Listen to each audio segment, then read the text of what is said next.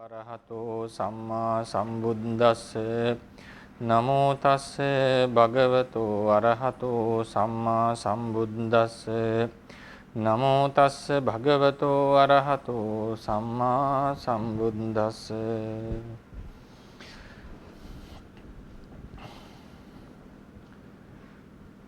ගෞරවනීය ස්වාමින් වහන්සේලා වරක් ප්‍රමුඛ මහා සංඝරත්නයන් අවසරයි. අද දවසේ අපි සාකච්ඡා කරන්න බලාපොරොත්තු වෙන්නේ චෛතසික ධර්ම සහ රූප ධර්ම පිළිබඳව ඉතාමත් කෙටියෙන්. මේ වෙනකන් අපි පරමාර්ථ ධර්ම පිළිබඳව හැඳින්වීමක් කරා පරමාර්ථ ධර්ම වල ලක්ෂණ සම්බන්ධයෙන්. ඒ වගේම ඊට පස්සේ ඒ පරමාර්ථ ධර්ම කවරක්ද කියන එක කෙටියෙන් හැඳින්වීම සඳහා අපි පාඩම් මාලාව පටන් ගත්තා.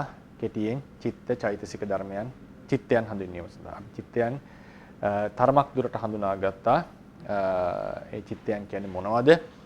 ඒකෙන් අපි බලාපොරොත්තු වෙන්නේ පිරිස සිත කියන පරමාර්ථ ධර්මය යම් තරමක් දුරට තේරුම් අරගෙන එය බෙදීම් සහිතව අපේ තේරවාදයේ විස්තර කරනවා කියන එක අවබෝධ කරගෙන ඉදිරි පාඩම් වලට සූදානම් වෙයි කියන එකයි.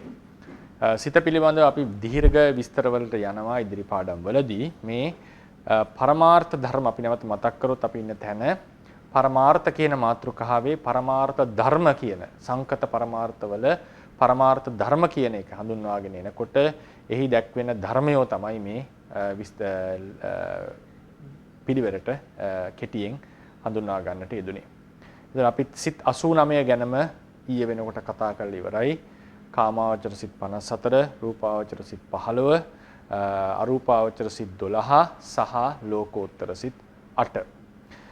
අද ඉතින් ඊළඟට අද කතා කරන්නට තියෙන්නේ අපිට සිත් සමග යෙදෙන්නා වූ ධර්ම කීපයක් ගැන. ඒ ධර්ම සියල්ලක්ම ථේරවාදයේ හැටියට 52ක් තියෙනවා. වෙනත් නිකායන් වල ඒ ගණන වෙනස් වෙනවා. වෙන වෙන ක්‍රම වලට චෛතසිකයෝ බෙදලා තියෙනවා.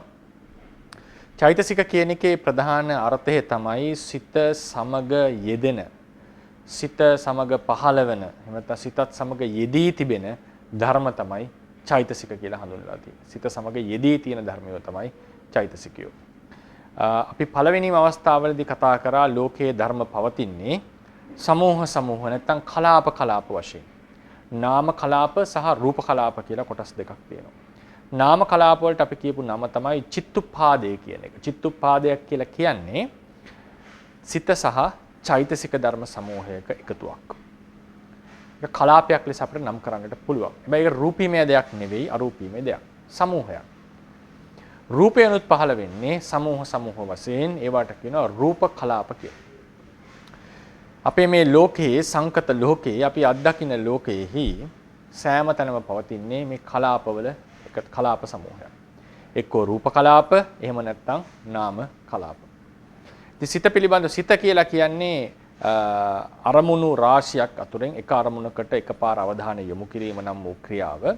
ඉතින් සිතක් පහළ වෙනකොට ඒ සමගම බැඳිලා තවත් ධර්ම ටිකක් පහළ වෙනවා. ඒවට කියනවා චෛතසික ධර්ම කියලා. අපි ලබා දීපු අත්පත්‍රිකාවේ අපි 5 වෙනි පිටුවට ගියොත් 5 වෙනි පිටුවට නම්බර 9 යටතේ හඳුන්වලා තියෙනවා චෛතසික කියන මාතෘකාව. ඒක පාලියෙන් කියන්නේ චේතසික කියලා. සංස්කෘත භාෂාවෙන් සහ මිශ්‍ර සිංහලෙන් කියන්නේ චෛතසික කියලා.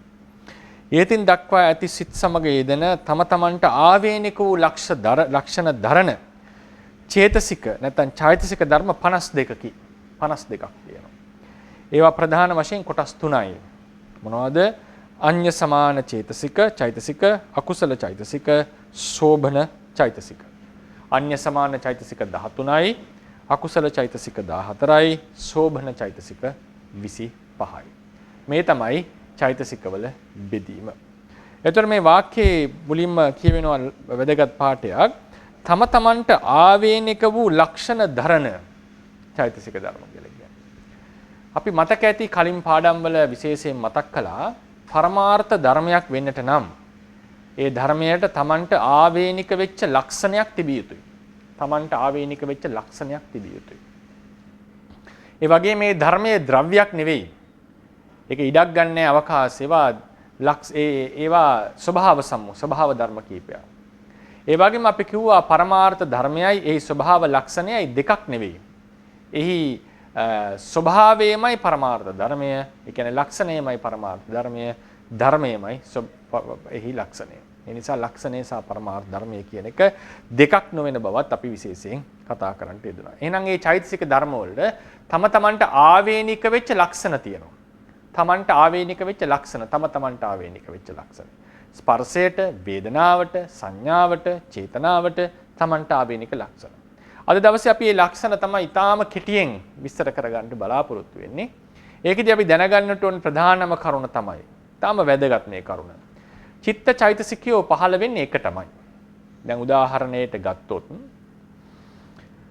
සෝමනස්ස සහගත දිට්ඨිගත සංප්‍රයුක්ත අසංඛාරික කියන ලෝභ මූල සිතේ පළවෙනි ලෝභ මූල සිතේ ථේරවාද ශාසනයේ හැටියට චෛතසික ධර්ම 19ක් පහළ වෙනවා. චෛතසික ධර්ම 19ක් පහළ වෙනවා. සිතත් එක්ක එතකොට චිත්තුප්පාදය නැත්තම් ඒ කලාපය, නාම කලාපය සිතත් සමග 20යි. සිතයි චෛතසික ධර්ම 19යි. මේ 20ම වෙනම පරමාර්ථ ධර්මයෝ. වෙනම පරමාර්ථ ධර්මයෝ. ඊටාම වැදගත් මතක තියාගන්න. ථේරවාද ශාසනයේ හැටියට සිත එකක්, චෛතසිකය තව එකක්. එකට පහළ වෙන චෛතසික ධර්ම සමූහයක එක චෛතසිකය එකිනෙකාට වෙනස්. ඒවා එකට පහළ වෙන බව ඇත්ත.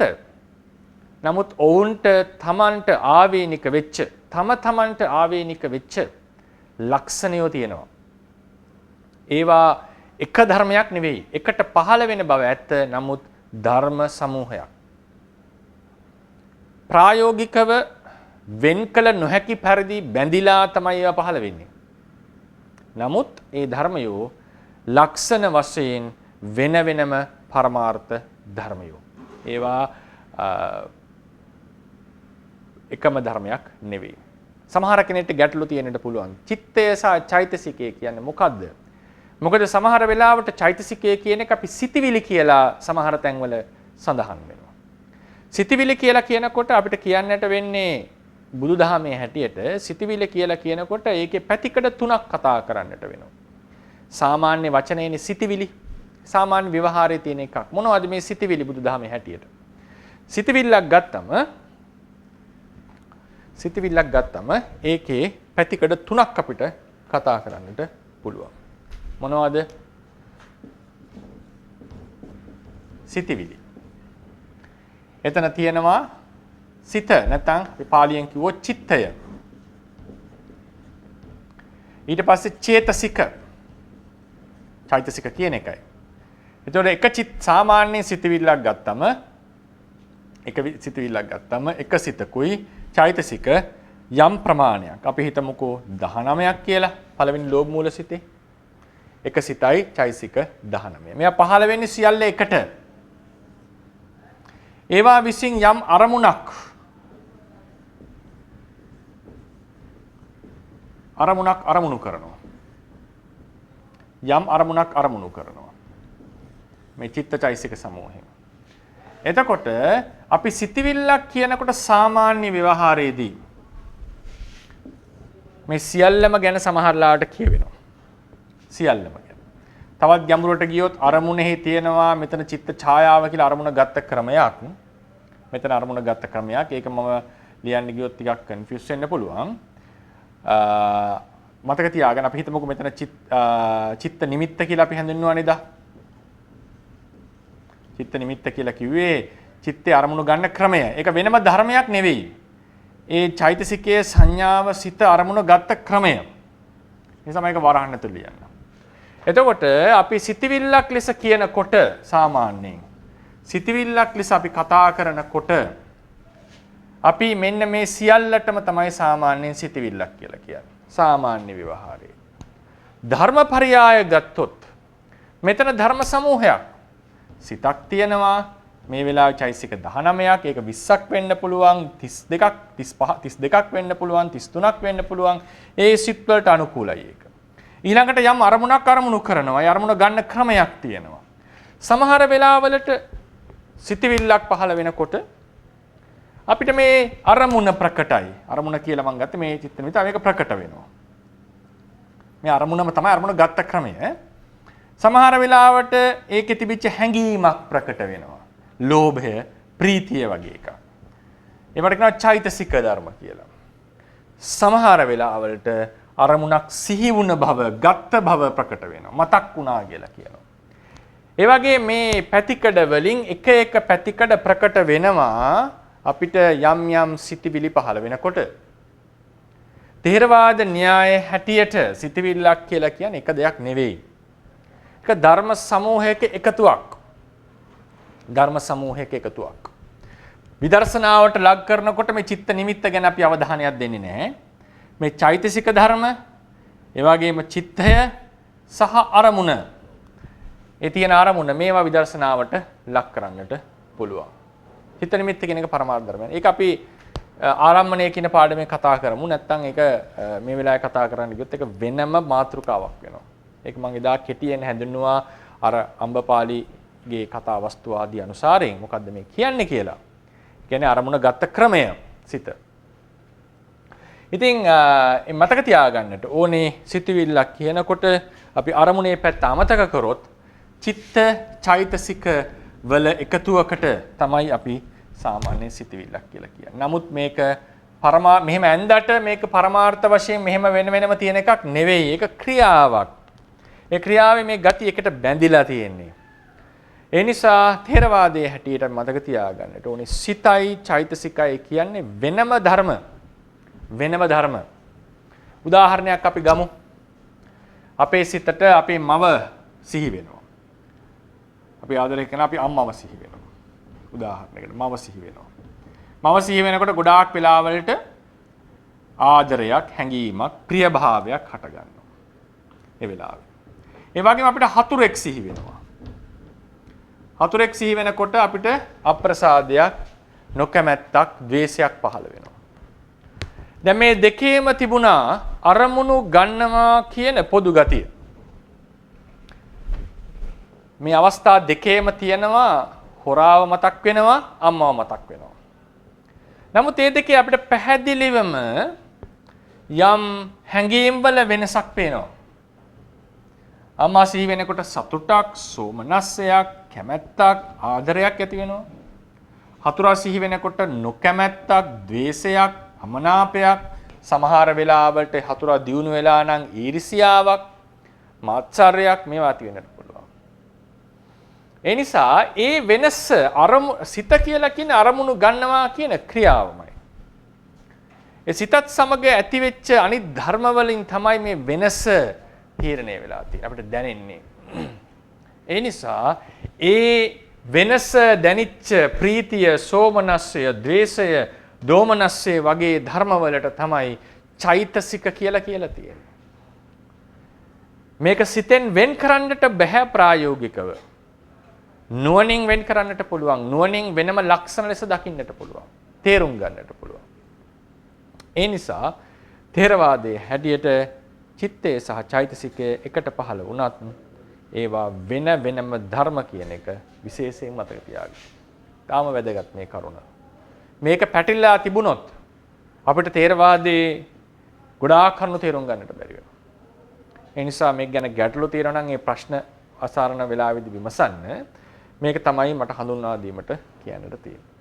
ඊළඟට මේ චිත්තචෛසික ධර්ම එකටම පහළ වෙනකොට ඒවා හැමතිස්සෙම එකටම පහළ වෙලා එකටම පැවතිලා එකටම නිරුද්ධ වෙනවා. එක චිත්තුප්පාදයක, එක නාම සමූහයක, නාම කලාපයක මේ ධර්මය එකටම පහළ වෙලා එකටම නිරුද්ධ වෙනවා. සාමාන්‍යයෙන් අපි කියනවා ඒවායට ඇත්තේ එකම උත්පත්තියක්. එකම උත්පත්තියක්. ඒකුප්පහාද කියලා කියන්නේ එකම උත්පත්තියක් ඇති බව. එකට පහළ වෙනවා කියලා කියන එකට කියනවට වඩා කිය යුත්තේ එකට තමයි පහළ වෙන්නේ. ඒකුප්පාද කියලා කියන්නේ ඔවුන්ගේ උත්පත්තිය එකමයි. සිත චිත්තචෛසික ධර්ම සමූහයක් එකට පහළ වෙනකොට සිතේ උත්පත්තියම තමයි ලෝභයේ උත්පත්තිය. ලෝභයේ උත්පත්තියම තමයි වේදනාවේ උත්පත්තිය. ඒ උත්පත්තියම තමයි සිතේ උත්පත්තිය. ඒ කියන්නේ මොකද්ද? මේවා වෙන් කළ නොහැකි පරිදි එකට බැඳිලා තියෙනවා. ඒ නිසා සමූහ භාවයේ වැදගත්. ඒ සියල්ලටම පවතින එකම උත්පත්තියක් කියන එකෙන් කියවෙනවා වෙන වෙනම අපි හැඳින්නුවට ඒවා ලෝකේ පවතින්නේ ප්‍රායෝගිකව පවතින්නේ සමූහ වශයෙන්. සිතේ උප්පත්තිය වෙනම චෛතසිකයේ උප්පත්තිය වෙනම අපි හඳුන්වන්නේ නැහැ. ඒක රූප කලාප වලටත් පොදුයි. රූප කලාප වලටත් පොදුයි. අද අපි කතා කරනවා රූප 18ක් ගැන. ඒවා පවතින්නේ කලාප වශයෙන්. ඒ රූප කලාපයක ඉපදීමට කියන උපචය කියලා. කලාපයක ඉපදීමට. දැන් රූප කලාප මිටියක රූප 8ක් තියෙනවා කියලා හිතන්නකෝ. ඒ 8ම එකට පහළ වෙන්නේ. ඒ 8ට වෙන වෙනම ඉපදීම් නෑ. එහෙම වුණොත් එහෙම ඒ රූප කලාපයට උපචය 8ක් තියෙන්නට ඕනේ. ථේරවාද න්‍යාය හැටියට සියලු රූප 8ටම තියෙන එකම උපචයයි, එකම ඉපැත්මක්. එකෙන් කියවෙන්නේ මොකද්ද? මේවා ලක්ෂණ වශයෙන් වෙනස් වුණාට මේවායේ මිශ්‍රණය එකතුවත් වෙනම වැදගත්කමක් ගන්නවා. ඒවා එකට හඳුන්වනවා. නැත්නම් අපිට පැහැදිලිවම කියන්නට තිබුණා මේ 8 දෙනා එකට උපදිනවා කියනකොට 8 දෙනාට උප්පත්ති 8ක් තියෙනවා. මේ ධර්ම 20ට උප්පත්ති 20ක් තියෙනවා. එහෙම කියන්නේ නැහැ. ථේරවාදයේ කියන්නේ මේ 20ටම තියෙන එකම උප්පත්ම. එකෙන් කියවෙන්නේ මොකද්ද? මේ 20 එකට පැවතීම තුළ ඒකට වෙනම අනන්‍යතාවයක් ලෙස අපි හඳුන්වනවා. ඒක හරියට උදාහරණයකට ගන්න විද්‍යාත්මකව ගත්තොත් මූලද්‍රව්‍ය සහ සංයෝග. මූලද්‍රව්‍ය සහ සංයෝග. මූලද්‍රව්‍ය වලට තියෙනවා ඔවුන්ටම ආවේනික වෙච්ච ලක්ෂණ. ඒ මූලද්‍රව්‍ය එකතු වුණාම සංයෝග හැදෙනවා. දැන් අපි දන්නවා හයිඩ්‍රජන් අණු සහ ඔක්සිජන් අණු එකතු වුණාම H2O හැදෙනවා. මේක වෙන් වුණාම මොවුන් දෙන්නම වායු ලක්ෂණ පෙන්눔 කරන්නේ. නමුත් එකට පවතිනකොට ද්‍රවයක් ලෙස වැඩ කරන්නේ. සංයෝගයක තියෙන ලක්ෂණ නැති වෙනවා මූලද්‍රව්‍ය වලට ගියාම. ඒ වගේ චිත්තචෛසික ධර්මයන්ගේ වෙනම නැතිනවා කියලා කියන්නේ මෙහි සියලු ලක්ෂණ නැති වෙනවා කියන එක නෙවෙයිනේ. වෙනම ආවේනික ලක්ෂණයක් පෙන්눔 කරනවා.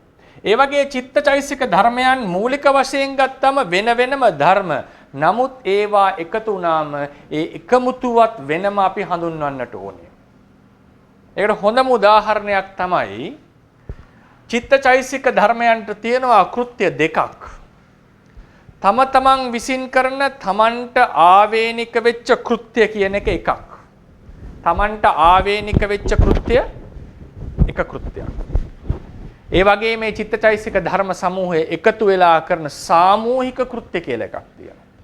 සාමූහික කෘත්‍ය කියලා එකක් තියෙනවා. ඒ වගේ මේ සමූහයත් ඉතා වැදගත්. නමුත් සමූහය පරමාර්ථ ධර්මයක් නෙවෙයි. මොකද ඒක බෙදන්නට පුළුවන් නුවණින්. බෙදන්නට පුළුවන්. නමුත් සමූහයක් ලෙස වැඩ කරනකොටත් ඒකේ යම් සමූහ භවෙන් දායකත්වයක් ලබා දීලා තියෙනවා. ඒක රූප කලාපයටත් පොදුයි. ඒ වගේම අපි කතා කරානේ කර්මයක් ගත්තම වෙන වෙනම චිත් වලින්ට වඩා කර්ම වෙන වෙනම සිත් වලින් වගේම මුළු චිත්ත සමූහයෙන්ම වැඩ කරන කෘත්‍යකුත් තියෙනවානේ. කර්මපතේ වගේ එකක් ගත්තම නේද? ඒ ටික සම්පූර්ණ වුණාම ඒ එක එක සිතකට ප්‍රතිසන්දි දෙන්නට පුළුවන්. සම්පූර්ණ වුණේ නැත්නම් ඒ පූර්ව චේතනාවක් තියෙනවා කර්මපතේ සම්පූර්ණ වුණේ නැහැ. පූර්ව චේතනාවක් තියෙනවා කර්මපතේ සම්පූර්ණයි. කර්මපතේ සම්පූර්ණ වුණ තැන පූර්ව චේතනාවට පුළුවන් ප්‍රතිසන්දියක් දෙන්න. කර්මපතේ සම්පූර්ණ නැති තැන පූර්ව චේතනාවට ප්‍රතිසන්දියක් දෙන්න බෑ. ඒ කියන්නේ මොකද්ද? එකිනෙකට පසු වෙලා පහළ වෙච්ච ධර්ම සමූහයක පෙරපසු වෙලා පහළ වෙච්ච ධර්ම සමූහයක ඒකත්වේනුත් යම් දායකත්වයක් දීලා තියෙනවා කියන එක නෙමෙයි කියන්නේ. ඒ නිසා මට කියන්න අවශ්‍ය උනේ චිත්තචෛසික ධර්මියෝ වෙනම ධර්ම. ඒවට වෙන වෙනම ලක්ෂණ තියෙනවා. නමුත් ඒවා පවතිනකොට පවතින්නේ සමූහයක් ලෙස. ඒ සමූහයට තියෙනවා වෙනම අනන්‍යතාවයක්. ඒ කියන්නේ පරමාර්ථ ධර්මයක් කිව්වා නෙවෙයි මේ. ඒ සමූහ භව නිසාත් යම් ලක්ෂණ වලින් අපි හඳුන්වලා තියෙනවා. ඒ නිසා තමයි කියන්නේ චිත්තේ උප්පත්තියමයි චෛතසිකේ උප්පත්තිය, චෛතසිකේ උප්පත්තියමයි චිත්තේ උප්පත්තිය. ඒකයි කිව්වේ ඒකුප්පාද නිරෝධාච ඒකා ලම්බන වත්තුකා චේතෝ යුත්තා විපඤ්ඤාස ධම්මා චේතසිකා මත. මේක තමයි අභිධර්මත් සංග්‍රහය හඳුන්වපු විදිහ. එතකොට මේවා වෙන වෙනම ධර්ම වෙච්ච භව ඇත්ත. නමුත් ඒ වාගේ සමූහයට පවතින්නේ එකම ඉපැත්මක්, එකම බිඳීමක්. මේවා වෙන වෙනම ධර්ම. ඒ නිසා ඒක විශේෂයෙන් අපි මතක තබා ගත යුතුයි. ඊළඟට අපි දීපු පත්‍රිකාවට ගියොත් ඒකේ අපි කිව්වා පිටුව 5 නම්බර 9 චෛතසික කියන මාතෘකාව යටතේ චෛතසික ප්‍රධාන වශයෙන් කොටස් 3යි ABC අඤ්ඤ සමාන 13යි අකුසල චෛතසික 14යි සෝබන 25යි. අඤ්ඤ සමාන චෛතසික කියලා කියන්නේ මේවා කුසල අකුසල සිත් දෙපැත්තෙම යෙදෙනවා. මේවා අකුසල චෛතසික සමගත් යෙදෙනවා සෝබන චෛතසික සමගත් යෙදෙනවා. ඇත්තටම කිව්වොත් කුසල අකුසල භාවය ඇත්තටම කියන සෝබන සහ අකුසල භාවය අකුසල සහ සෝබන භාවයේ තියෙන්නේ චෛතසික ධර්මවල. සිතෙහි නෙවෙයි. සිතෙහි නෙවෙයි අකුසල භාවයේ සෝබන භාවයේ තියෙන. ඒක චෛතසික ධර්මවල. සෝබන චෛතසික සමග යෙදිච්ච සිත් සෝබන සිත් තුනක්. අකුසල චෛතසික සමග යෙදිච්ච සිත් අකුසල සිත් තුනක්. සමහර චෛතසික ධර්මයෝ අකුසල චෛතසික එක්ක විතරමයි යෙදෙන්නේ. අකුසල ඒවා සෝබන එක්ක යෙදෙන්නේ නැහැ. සෝබන ඒවා අකුසල එක්ක යෙදෙන්නේ නැහැ. නමුත් චෛතසික කොටසක් තියෙනවා ඒවා අකුසල චෛතසික සමගත් යෙදෙනවා සෝබන චෛතසික සමගත් යෙදෙනවා. ඒවට කියනවා අඤ්ඤ සමාන චෛතසික කියලා. සාමාන්‍යයෙන් විස්තර කරනවා සෝබන සිත් සමග සහ අකුසල සිත් සමග යෙදෙන චෛතසිකයෝ අඤ්ඤ සමාන කියලා. සැබවින්ම සෝබන භව සහ අකුසල භව තියෙන්නේ චෛතසිකවල. සිත්වල නෙවෙයි. සිත කියන්නේ අව්‍යාකත කුසල සෝබන සහ අකුසල වශයෙන් වෙන් කළ නියුතු නැති හුදු ආරම්මන ග්‍රහණ ලක්ෂණ යුතු ධර්මයක්. ඒ වගේ ඒ ඉදිරියේදී අපි දැන් කියලා ගන්නවා අඤ්ඤ සමාන චෛසික 13. ඒ අඤ්ඤ සමාන චෛසික 13 10 කියන නැවත කොටස් දෙකකට බෙදනවා සබ්බචිත්ත සාධාරණ 7 ප්‍රකීර්ණක 6. මේ 13ටත් කුසල අකුසල භාවය කියලා එකක් නැහැ. ඒ වගේම සිතටත් කුසල අකුසල භාවය කියලා එකක් නැහැ. නාම ධර්මවල ධර්ම 14ක් තියෙනවා. කුසල සමාවෙන්න ඒක කුසල භාවයට කියන්නේ ඕනේ සෝබන භාවය. සෝබන අකුසල කියන ගොඩවල් වලට නොවැටෙන නාම ධර්මයෝ 14ක් තියෙනවා. සිත සහ අඤ්ඤ සමාන චෛතසික 13. හැබැයි ඒවා අකුසලයෝ සමග මිශ්‍ර වෙනකොට එකට හට ගන්නකොට ඒවාටත් අකුසල කියලා කියනවා ධම්මසංගණියේ. ඒ 14 සෝබන සමග මිශ්‍ර වෙනකොට ඒවට සෝබන විවහාර එනවා. ඒ නිසා අකුසල කියනකොට මේ 17 අකුසල ධම්මා කියනකොට මේ 14 විතරක් නෙවෙයි. ඒ චිත්තචෛතසික ධර්ම සමූහයම එනවා. නමුත් මතක තියාගන්න අකුසල භව සැබවින්ම තියෙන්නේ මේ චෛතසික 14 සෝබන භව තියෙන්නේ 25. මේ කියලා කිව්ව අකුසල 14 සහ සෝබන 25. මේ අඤ්ඤ සමාන 13 හැම භාවයක් නැහැ. ඉතින් මේ අඤ්ඤ සමාන 13 කොටස් දෙකකට බෙදෙනවා සබ්බචිත්ත සාධාරණ 6යි ප්‍රකීර්ණක 6යි. සබ්බචිත්ත සාධාරණ 6 කියලා කියන්නේ මේ චෛතසික 6 සියලුම සිත්වල අපි ඉගෙන ගන්නනේ සිත් 89ක්. ඒ සිත් 89ම කිසිදු අඩුවක් නැතුව යෙදෙනවා. ඒ නිසා ඒවට සර්ව චිත්ත සාධාරණ නැත්නම් සබ්බ චිත්ත සාධාරණ කියලා හඳුන්වනවා. මොකද්ද ස්පර්ශය කියන්නේ? පස්සය, වේදනාව, සංඥාව, චේතනාව, ඒකාග්‍රතාවය, ජීවිතේන්ද්‍රිය, මානසිකාරය. පස්සය කියලා කියන්නේ අරමුණ ස්පර්ශ කරන බව. වේදනාව කියලා කියන්නේ අරමුණෙහි රස විඳින බව. ඒවා දන්නේ නැතිව ලියා ගන්න හිමින්සරේ. බොහෝ සමහර කෙනෙක් මේවා ඉගෙනගෙන ඇති. මම හැඳින්වීමක් විතරයි කරන්නේ. අද දවසේදී මේ චෛතසික පාඩම අපි ඉවර කරනවා. කෙටියෙන් මේ ටික මෙහෙම ධර්ම ටිකක් තියෙන්නේ කියලා මට කියන්නට ඕනේ. පස්සේ කියලා කියන්නේ අරමුණ ස්පර්ශ කරන බව. ඒක කායික ස්පර්ශයක් නෙවෙයි. හැබැයි කායික ස්පර්ශයක් වගේ හඳුන්වලා තියෙනවා. ඒක කායික ස්පර්ශයක් නෙවෙයි. වේදනාව කියලා කියන්නේ ආරම්මණක තියෙන ආරම්මන රසය අපි එදා කතා කරන්නේ. ආරම්මන රසයට සංවේදී බව, ආරම්මන රසයේ විඳින බව තමයි වේදනාව. සංඥාව කියලා කියන්නේ අරමුණ හඳුනා ගන්න බව. අරමුණ හඳුනා ගන්න බව කියන එක අපි ගැඹුරින් විස්තර කරොත් සෑම අරමුණකටම තියෙනවා ඔහුට ආවේනික වෙච්ච ගතියක්. ඒ ආවේනික වෙච්ච ගතියට සංවේදී වෙන බව තමයි සංඥාව කියලා කියන්නේ. ආවේනික වෙන ඒ අරමුණෙහි ආවේනික ගතියට සංවේදී බව. නිකන් කිව්වොත් ඒක අරමුණ හඳුනා ගන්නවා කියලා කියන්නේ ඒක තමයි වැදගත්. අරමුණ හඳුනා ගන්නවා. චේතනාව කියලා කියන්නේ චිත්තචෛසික ධර්මයන්ට ඒ ක්‍රියා කිරීමට උපකාර වෙන බලය. ඒ ක්‍රියා කිරීමට උපකාර වෙන බලය. තවත් ක්‍රමයකට කිව්වොත් නානා කායික වාචසික මානසික කායික වාචසික මානසික ක්‍රියා සිද්ධ කිරීමට ඇති උත්සාහය කායික වාචසික මානසික ක්‍රියා කිරීමට ඇති උත්සාහය කායික කියලා කියන්නේ යෑම ඒම වාචසික කියන්නේ කතා කිරීම මානසික කියන්නේ කල්පනා කිරීම භාවනා කිරීම වගේ දේවල් ඒවා කිරීමට ඇති උත්සාහය තවත් ක්‍රමයකට කිව්වොත් ආරම්මන ග්‍රහණයට ඇති උත්සාහය අරමුණක් ගැනීමට ඇති උත්සාහය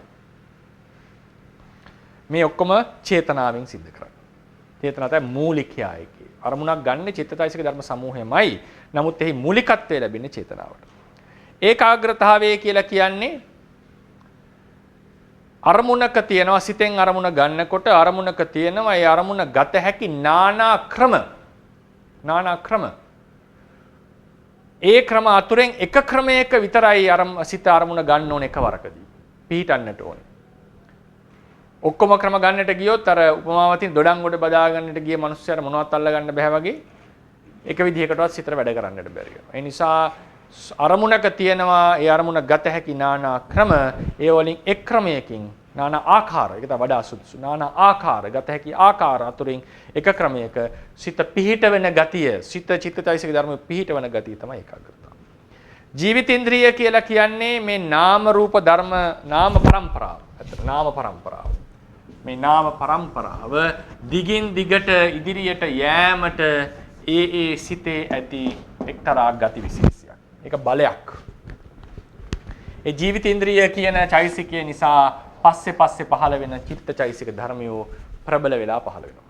ඒ પરම්පරාව දිගින් දිගට දිග්ගස්සනවා. ඒක තමයි ජීවිත කියලා කියන්නේ. ජීවිත කියලා කියන්නේ නොසිදී પરම්පරාව දිගින් දිගට පැවතනවට තමයි ජීවත් වෙනවා කියලා කියන්නේ ධර්මයේ හැටියට. මානසිකාරය කියලා කියන්නේ සිතක් නිරුද්ධ වුණාට පස්සේ උපදිනා නිරුද්ධ වුණාට පස්සේ ඒ අරමුණම බොහෝ වෙලාවට අපි භවංග සිතක් කියලා ඒ අරමුණම නැවත ගනිමින් ඉපදීමට නැත්නම් කවර හෝ අරමුණක් ගනිමින් නැවත ඉපදීමට අලුතෙන් සිතක් ඉපදීමට ඒ සිතෙහි ඇත්තා වූ ඕනෑකම සිතෙහි ඇත්තා වූ සිත යොදවන බව අරමුණත් සමග සම්බන්ධ කරන බව තමයි මානසිකාරය කියලා කියන්නේ. මේක නිරුද්ධ වෙලා අලුතෙන් සිතක් හැටි වෙනකොට ඒ සිත ඒ පැත්තට යොමු කරන ගතියක් තියෙනවා. ඒකට තමයි මානසිකාරය කියලා කියන්නේ. මේ මානසිකාරයේ పూర్ව සිත්වල මානසිකාර බලපානවා පසුපසු සිත්වලට. මේ චෛතසිකවල සමහර චෛතසිකයන්ගේ බලපෑම තියෙනවා පස්සේ සිත්වලට. මේ හත සෑම සිතකම අනිවාර්යෙන් පහළ වෙනවා. ඒ නිසා ඒකට සර්ව චිත්ත සාධාරණ චෛතසික. මතක තියාගන්න උත්සාහ කරන්න. පස්ස වේදනා සංඥා චේතනා ඒකාග්‍රතා ජීවිතේන්ද්‍රිය මානසිකාරය. ප්‍රකීර්ණක චෛතසික කියන ඒවා හැම සිත් වර්ගයකම යෙදෙනවා. කාමාවචර රූපාවචර අරූපාවචර ලෝකෝත්තර මේ හැම සිත් වර්ගයකම යෙදෙනවා. හැබැයි සර්වචිත්ත සාධාරණ වගේ සෑම සිතකම යෙදෙන්නේ නැහැ. සමහර සිත්වල නොයෙදී යනවා. ඒ නිසා කුසල අකුසල විපාක ක්‍රියා භේදයකින් තොරව සෑම සිත් වර්ගයකම යෙදෙනවා. නමුත් සෑම සිතකම අනිවාර්යෙන් යෙදෙන්නේ නැහැ. ඒ නිසා ඒවා සර්වචිත්ත ගණයට යන්නේ නැහැ. ඒවා වෙනම ප්‍රකීර්ණක කියලා හඳුන්වලා තියෙනවා. මොනවද? 6.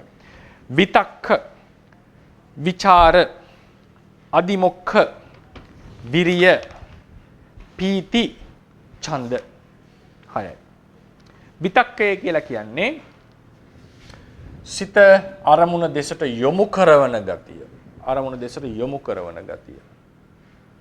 මානසිකාරයේ විතරකයේ චේතනාවේ යම් සමාන ලක්ෂණ පෙන්වුම් කරනවා. සමහර චෛතසික ටිකක් ළඟින් යනවා. ඒවා අපි විස්තර සහිතව ඒවායේ වෙනස්කම් කතා කරමු ඉදිරියේදී. මේ මොකද මේ එක චෛතසිකයක් මූලධර්ම හඳුන්වනකොට අපි දීර්ඝව කතා කරන්නට ඕන. සමහර චෛතසික වලට දවසක් දෙකක් යන්නට පුළුවන් කතා කරන්න. ඉතින් ඒ විතක්කය කියලා කියන්නේ සිත අරමුණ දෙසට යොමු කරන නැත්නම් අරමුණට යනවා කියලා කියන්නේ භෞතිකව යනවා නෙවෙයි. ඒ දෙසට යොමු කරන අරමුණට නංවන ධර්මයට කියනවා විතක්කය කියලා. විචාරය කියලා කියන්නේ අරමුණ පිරිමදිනවා. අරමුණ පිරිමදින ස්වභාවය. ඒකේ කියනවා විමසන ගතිය. අරමුණෙහි ලක්ෂණ විමසනවා. මොන වගේ ලක්ෂණද? නොගැඹුරු ලක්ෂණ. නොගැඹුරු ලක්ෂණ විමසන ඒ දැනගන්න ස්වභාවය. ප්‍රඥාවෙන් කරන්නේ ගැඹුරු ලක්ෂණ දැන ගැනීම. විචාරයෙන් විශේෂයෙන් මේ විචාරය වැදගත් වෙනවා ධානාංගවලදී එහෙම. ධානාංගවලදී දැන් සමත භාවනාවේදී එහෙම අරමුණෙහි කසිනාරම්මනේ වර්ණය, හැඩය මේ වගේ නොගැඹුරු ලක්ෂණ විමසන ගතිය තමයි විචාරය. අරමුණක් පිරිමදිනවා. අරමුණ හොඳට අපිට රබ් කරනවා කියලා. අදිමොක්ඛය අරමුණෙහි මනාකොට ස්ථිර භාවයක් ඇති කරගන්නවා. අරමුණේ ස්ථිර භාවයක් ඇති වෙනවා. අරමුණේ මනාකොට පිහිටන ගතිය. ඒක සැකයට විරුද්ධයි. සැකයට විරුද්ධයි. වීරිය කියලා කියන්නේ යම් කිසි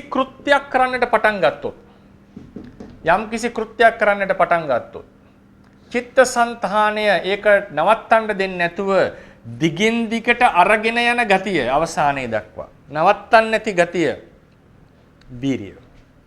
වීරිය ලස්සනට විස්තර කරන්න පුළුවන් කෘත්‍ය චිත්තචෛතසික ධර්ම සමූහයක් අරගෙන කෘත්‍යයක් කරනකොට ඒ කෘත්‍ය නවත්තන්න දෙන්නේ නැතුව ඉදිරියට අරගෙන යන බලය. චේතනාව කියන්නේ ක්‍රියා කිරීමට ඇති බලය. වීරිය කියලා කියන්නේ යම් කෘත්‍යයක් අවසන් නොකර දිගින් දිගට පවත්වාගෙන යාමට සිතෙහි ඇති බලය. ඒකත් විශේෂයෙන් දැනගන්නට ඕනේ සමහර චෛතසික හඳුන්වනකොට ඒකත් වැදගත් වෙනවා. සමහර චෛතසික හඳුන්වනකොට ඒ චෛතසිකයයි අරමුණයි අතර තියෙන සම්බන්ධයෙන් අපි හඳුන්වන්නේ. දැන් ප්‍රීතිය කියලා කියන්නේ අරමුණෙහි පිනා යන ස්වභාවය. ද්වේෂය කියන්නේ අරමුණෙහි ගැටෙන ස්වභාවය. අරමුණත් එක්ක කෙසේද කටයුතු කරන්නේ. සමහර චෛතසික ධර්මය හඳුන්වන්නේ ඔහු කෙසේද තමන් එක්ක උපදින එකට උපදින ධර්ම සමූහයක්. තමන් එක්ක උපදින අනිකුත් නාම ධර්මයන්ට සිදු කරන දේ. දැන් විතර්කයේ බලන්න. චිත්ත චෛතසිකයෝ අරමුණට නංවන ගතිය.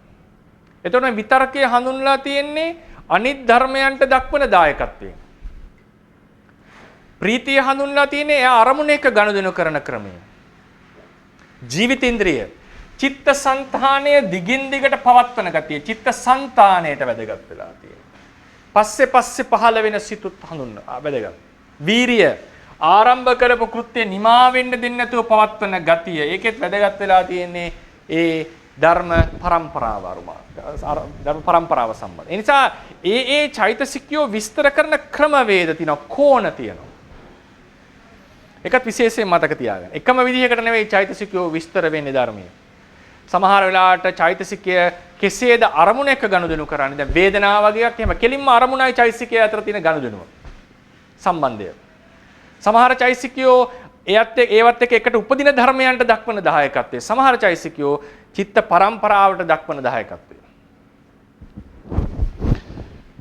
ඊට පස්සේ ප්‍රීතිය. ප්‍රීතිය ගත්තම ප්‍රීති චෛතසිකය අරමුණෙහි පිනා යන ස්වභාවය.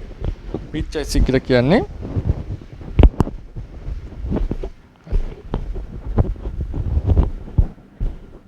අරමුණෙහි පිනා යන ස්වභාවය. අරමුණට සතුටු වෙනවා. අරමුණෙහි පිනා යනවා. ඡන්දය කියලා කියන එක අපි සරලව හැඳින්නුවොත් ඒ ක්‍රියා කිරීමට ඇති ඕනෑකම. කැමැත්ත.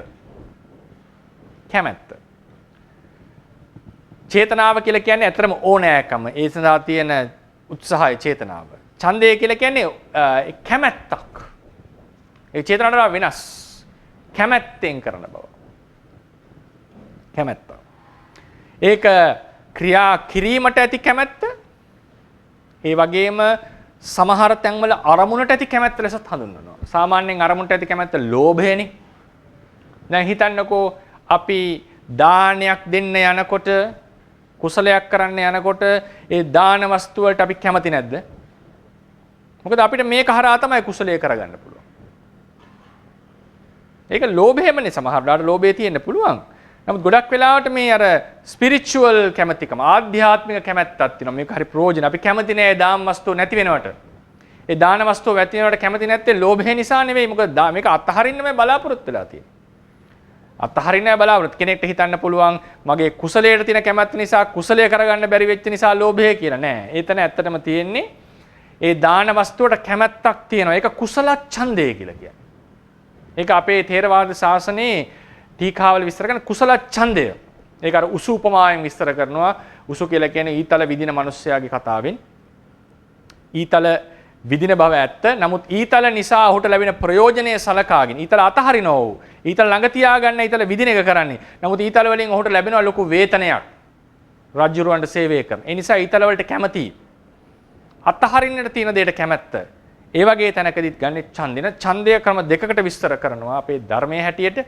සාමාන්‍යයෙන් පොදුවේ කියන්නේ දේවල් කිරීමට ඇති කැමැත්ත. ඒ වගේම කුසල පැත්තට අකුසල පැත්තටත් මේක ඇප්ලයි වෙනවා. නමුත් විශේෂයෙන් කුසල පැත්තට ආවම ඒ වස්තු වලට ඇති කැමැත්තටත් ඡන්දය කියලා කියනවා. මේ තමයි ප්‍රකීර්ණක චෛතසික ධර්ම. ඊළඟට අකුසල චෛතසික. අකුසල චෛතසික 14ක් තියෙනවා. ඒක කොටස් 5කට බෙදෙනවා. අකුසල චෛතසික 14 කොටස් 5කට බෙදෙනවා. මොනවද? මෝහය.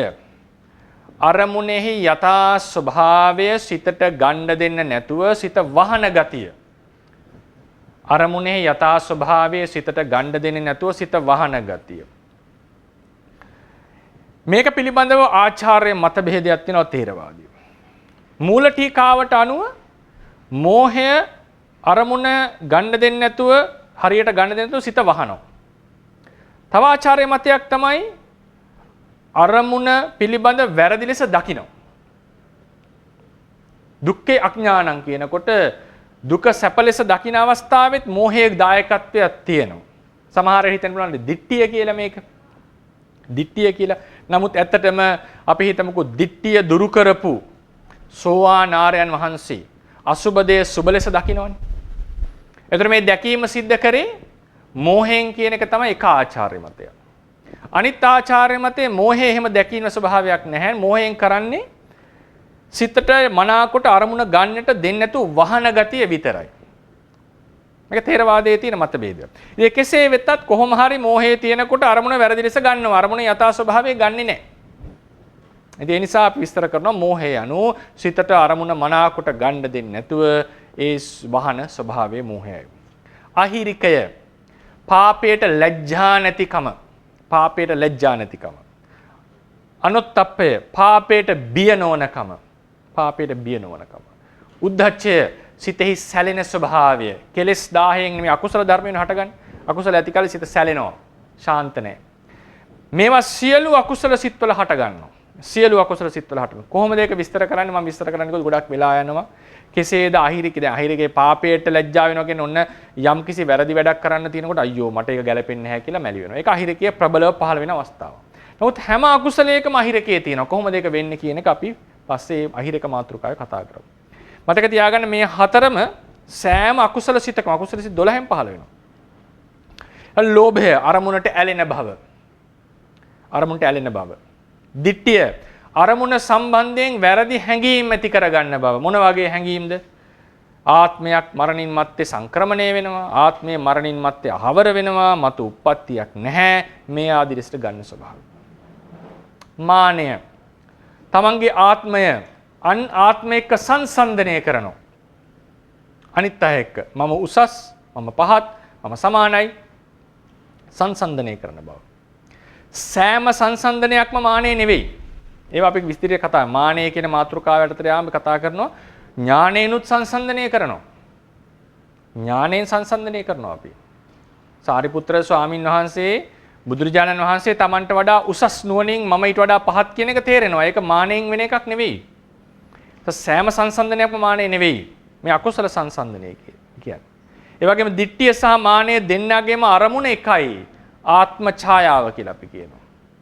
ditthියෙන් කරන්නේ ආත්ම ඡායාව ගැන වැරදි හැඟීම් ඇති කරගන්නවා මරණින් මත්තේ. මේක සංක්‍රමණය වෙනවා, මේක නිට්ටයයි ආදී ලෙසට මානය කරන්නේ ආත්මය ඡායාව සංසන්දනය කරනවා. නැත්නම් සමහරවල් අපිට හිතනවා මේ ආත්මය කියන හැඟීම එනකොටම ditthිය එක්ක අපි දානවනේ. ආත්ම කියන හැඟීම එනකොටම ditthිය එක්ක දානවා. ආත්මය කියලා කියන්නේ මේ මම කියන හැඟීමනේ. මම කියන හැඟීම. ඒ හැඟීම මම කියන හැඟීම කුසල සිතෙත් පහළ වෙනවා. ඒකනේ අපි කියන්නේ මම වෛර නොවෙමි, මම තරහ නොවෙමි, අහවල් සත්වයෝ වෛර නොවෙත්වා, තරහ නොවෙත්වා. ඒ අරමුණට ආත්මය ගැන අරමුණට අපි කියනවා අත්ත් ඡායාව කියලා. අත්ත් ඡායාව. මම මේක ඉස්තරට දීර්ඝව විස්තර කරනවා. ඒ අත්ත් ඡායාව කුසල හිතේටත් අරමුණු වෙනවා, ක්‍රියා හිතේටත් අරමුණු වෙනවා. බුදුරජාණන් වහන්සේ දකින්නවානේ නේද? මහා කරුණාවෙන් පහළ වෙලා හිතනකොට මේ සත්වයෝ මම නැත්නම් මේ සංසාර සාගරයෙන් ඈතර වෙන්නේ නැහැ. මම තමයි පිහිට විය යුත්තේ. ඒ වගේ මාහා සමාන කෙනෙක් ඥාණයෙන් නැහැ. මේ ආදී ලෙස ප්‍රකාශ කරලා තියෙනවානේ. ඒ නිසා උන්වහන්සේගේ හිතටත් මේ මම කියන අරමුණ ආත්මය කියන අරමුණ එනවා. ඒ අරමුණ එක ගනුදෙනු කරන විදිහයි ප්‍රශ්න වෙලා තියෙන්නේ. ඒක නිට්ටයයි සුඛයි සුභයි කියලා හිතුවොත් දිට්ඨිය, ඒක තව එක්ක සංසන්දනය කරොත් මානය, මට මේ දේ කරා, මට අනතුරු කරා කියලා එය සම්බන්ධයෙන් වෙන අය කෙරෙහි කිපීම ඇති කරගත්තොත් ඒක ද්වේෂය. ද්වේෂය කියලා කියන අරමුණට ගැටෙන බව. සමහරලාට ඒ අරමුණ ගැටෙනවනේ. දැන් ධම්මසංගණියේ එන්නේ අනත්තං අචරීමේ. මට මේ මිනිස්සයා අනර්ථය කරා. අනත්තං චරති, මට අනර්ථ කරනවා. පියස්සමේ අනත්තං අචරී, මාගේ ප්‍රියට අනතුරු කරා ආදී ලෙසට ආත්ම ගතිය, ඒ කියන්නේ ආත්ම කියලා කියන්නේ පුද්ගල අර්ථයෙන් අපි ගැටෙනවා සමහරවිට. එතකොට ද්වේෂය වැඩ කරන්නේ. එතන දිට්ඨියක් නැහැ අභිධර්ම ක්‍රමයේ හැටියට. දිට්ඨිය වැඩ කරන්නේ. ද්වේෂය වැඩ කරන්නේ. ඒ නිසා එතන විශේෂයෙන් කියන්නට ඕනේ අත්ඡායාව. අත්ඡායාව කියලා කියන්නේ මම පුද්ගලයෙක් කියන අරමුණ. ඒක සම්බන්ධයෙන් වැරදි හැඟීම් ඇති කර ගැනීම. දිට්ඨිය එය සංසන්දනය කිරීම, අනිත් පුද්ගලයන් සමග මානය. දෝෂය කියලා කියන්නේ අත්ත ඡායාව තියෙන්න පුළුවන්, නොවෙන්න පුළුවන්. දැන් වැස්සට කැපෙනවා නේද? රස්නෙට කැපෙනවා. එහෙම තියෙනවනේ. ද්වේෂය කියලා කියන්නේ කවර හෝ අරමුණක් එක ගැටීම. ඉස්සාව කියලා කියන්නේ වෙන අයගේ දියුණුව නුරුස්සන ගතිය, අකමැති වෙන ගතිය. මච්චරිය කියලා කියන්නේ තමන් හා සමාන දේවල් වෙන අය ලබනවාට ඇති අකමැත්ත. හෝ තමන්ගේ දේවල් වෙන අය පරිභෝග කරනවාටත් ඇති අකමැත්ත. මේවට තියෙන මච්චරිය කියලා. ඒත් පහත් කෙලෙස් දෙකක්. ඉස්සාව සහ මච්චරිය. කුක්කුච්චය තමන් නොකල හොඳ දේවල් සහ කළ වැරදි ගැන පසුතැවීම. ඒ වගේන අනේ අපොයි කියලා අර පසුතැවෙන බව. කුක්කුච්ච. මේ හතරම පහළ වෙන්නේ ද්වේෂ මූල සිත්වල. ලෝභ දිට්ඨි මානය පහළ වෙන්නේ ලෝභ මූල සිත්වල. තීන මිද්ද දෙක. තීන මිද්ද දෙක කියලා කියන්නේ සිතේ පසු බහින ගතිය, සිත දුර්වල කරන ගතියක් නේ තීන මිද්ද දෙක. සිත දුර්වල කරන ගතිය. පොත්පත්වල දැක්වෙනවා තීනේ කියලා කියන්නේ සිතේ මැලි බව, මිද්දේ කියලා කියන්නේ චෛතසිකේ මැලි බව. මේක පිළිබඳව මම විස්තර කරන්නම්. මේ සාමාන්‍යයෙන් මේක විස්තර කළ යුත්තේ චිත්ත චෛතසික ධර්මයන්ගේ නාම ධර්මයේ මැලි බව. ඒ කියන්නේ ඒකේ බලහීන කරන බව.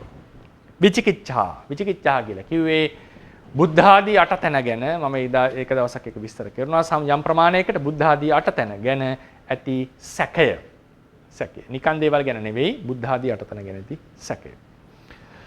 සෝබන චෛතසික 25යි. මේවා යහපත් ධර්මියෝ. ශ්‍රද්ධාව, බුද්ධ ආදී ගැඹුරු ධර්මයන් පිළිගන්න බව, අටතැන පිළිගන්න බව. තව සද්ධාාවක් තමයි සිතේ ප්‍රසන්න බව. සිතේ ප්‍රසන්න බව. දැන් උදාහරණ දානයක් දෙනකොට, සතෙක් බේර ගන්නකොට සද්ධාව තියෙනවා. ඒ තියෙන්නේ සිතේ ප්‍රසන්න බව. ඒකට ප්‍රසාද සද්ධාව කියනවා. ප්‍රසාද සද්ධා වර්ග දෙකක් තියෙනවා. බුද්ධ ආදී අටතැන ගැන ඇති වෙන ප්‍රසාදය එක ප්‍රසාද සද්ධාව. සිතේ ප්‍රසන්න බව මාත්‍රයෙන්ම තව සද්ධාවක්. ඒක තමයි ඔය විසුද්ධි මාර්ගයේ දසවිධ උපක්ඛිලේශ කතා කරනකොට එනවනේ. ආලෝකෝ පීති පස්සද්දි අදිමොක්ඛෝච පග්ගහෝ. අදිමෝක්ෂය කියලා හඳුන්වන්නේ තේරවාදයේ එතන අදිමොක්ඛ චෛතසිකේ නෙමෙයි ශ්‍රද්ධාවට. ශ්‍රද්ධාවට සමාන අදිමොක්ඛය කියලා හඳුන්වනවා. එතන අදිමොක්ඛය යනු ශ්‍රද්ධාව යනු. එතන ශ්‍රද්ධාව යනු බුද්ධ ආදී අටතැන ගැන ශ්‍රද්ධාව නෙවෙයි, සිතේ පැහැදීම්, ප්‍රභාස්වර පැහැදීම් මාත්‍රයෙන් ඇති වෙන ශ්‍රද්ධාව. මොකද අරමුණක් ත්‍රිලක්ෂණයට නම් වනකොට අනිත්‍ය දුක්ඛ අනාත්ම ලෙස එතන බුද්ධ ආදී අටතැන ගැන පිළිගැනීමක් නැහැ. අපි සතෙක් බේර ගන්නකොට එතන බුද්ධ ආදී අටතැන ගැන ගැඹුරු තැන ගැන පිළිගැනීමක් නැහැ. එතන තියෙන්නේ සිත පිරිසුදු කරන බවක්. මේ සද්ධාව කියලා කියන්නේ සියලු සෝබන ධර්මයන්ට ඉඩ දෙන මූලික ධර්මයක්. ඒක අපි ඉදිරියේදී දීර්ඝව කතා කරමු මේක සම්බන්ධව. සතිය. සතිය anu සිතට අකුසල ධර්මයෝ නැගෙන්නට දෙන්නේ නැතුව, චිත්ත සංතානයට අකුසල ධර්මයෝ නැගෙන්නට දෙන්නේ නැතුව, අනුසය ධර්මයෝ යටපත් කරමින් සිත කුසල පක්ෂේ පවත්වන බලය. අනුසල ධර්මයට නැගෙන්නට දෙන්නේ නැතුව, සිත අකුසල පැත්තට යන්න දෙන්නේ නැතුව, සිත කුසල පාර්ශවේ, සෝබන පාර්ශවේ පවත්වාගෙන යන බලය. ඒකට තියෙනවා අප්‍රමාදය කියලා සමහර තැන්වල. හිරිය, පාපයට ලැජ්ජා බව. පාපයට ලැජ්ජා බව. ඔත්තප්පය පාපයට බියවන බව. අලෝභය අරමුණ කෙරෙහි නොයැලෙන ගතිය. නොයැලෙන ගතිය. අදෝසය අරමුණ කෙරෙහි නොගැටෙන ගතිය. ඒකට මෛත්‍රියත් කියලා සමහර අවස්ථාවල හඳුන්වනවා. తත්‍ර මජ්ජත්තතාව. తත්‍ර මජ්ජත්තතාව. මේක සෝබන පැත්තේනේ. සෝබන පැතිව සෝබන ධර්ම අතර සිත අධික ලීන භවට, උද්ධච්ච භවට, ලීන භව කියන්නේ කම්මැලි භවට, උද්ධච්ච භවට යන්න දෙන්නේ නැතුව සිත මදහත් බව කියලා කියන්නේ අධික එක්ස්ට්‍රීම්ස් වලට යන්න දෙන්නේ නැතුව පැවැත් ගියොත් එහෙම ලීන භවට ගියොත් තීන මිද්දයට එනවා, උද්ධච්ච භවට ගියොත් අධික වීරියට ගියොත් අධික උත්සාහයට ගියොත් උද්ධච්චයට යනවා. එහෙම දෙන්නේ නැතුව සිත මදමාවතේ පවත්වගෙන යන එක්තරා ගතියක් සිතේ. මේක සෑම සෝබන සිතකම තිබිය යුතුයි. తත්‍ර මජ්ජත්තතාව. කාය පස්සද්දි චිත්ත පස්සද්දි කියලා කියන්නේ සිතේ ඇතිවන සංසුන්කම. ඇත්තටම කියන සංසුන්කම කියන සංසිදිච්ච බව. සංසිදිච්ච බව. කාය ලහුතා චිත්ත ලහුතා කියලා කියන්නේ සිතේ ඇතිවෙච්ච සැහැල්ලු බව. ඒක ප්‍රතිපක්ෂ වෙනවා සමහර බර භව ඇති කරන තීන මිද්ධාදී චෛතසික ධර්මයන්. කාය මුදුතා සිතෙහි මෘදු භව. මෘදු භව. කාය මුදුතා චිත්ත මුදුතා. කාය කම්මඤ්ඤතා චිත්ත කම්මඤ්ඤතා. නාම ධර්මයන්ගේ තියෙන ඒ කුසල ක්‍රියාවන්ට යෝග්‍ය බව. කුසල ක්‍රියාවන්ට යෝග්‍ය බව. කාය පාගුඤ්ඤතා චිත්ත පාගුඤ්ඤතා ප්‍රගුණ භව. ඒ කුසල ක්‍රියාවන්ගේ ඇති ප්‍රාගුණ්‍ය ප්‍රගුණ භව. කායුජ්ජුකතා චිත්තුජ්ජුකතා චිත්ත චෛතසිකයන් අකුසල පැත්තට යන්නේ නැතුව ඍජු වෙච්ච කුසල මාර්ගයේම නැවත නැවත පවත්වන බලය, පවත්වන ගතිය. වක්‍ර අකුසලට යනවා කියන්නේ වක්‍ර වුණා කියන එක. ඍජු මාර්ගය කියලා කියන්නේ නිවන් මාර්ගය නැත්තම් කුසල මාර්ගය. ඒ කුසල මාර්ගයේම සිත පවත්වන බතිය ඍජු බව. මේ චෛතසික 19 සෑම සෝබන සිතකම තියෙනවා. සෑම සෝබන සිතකම.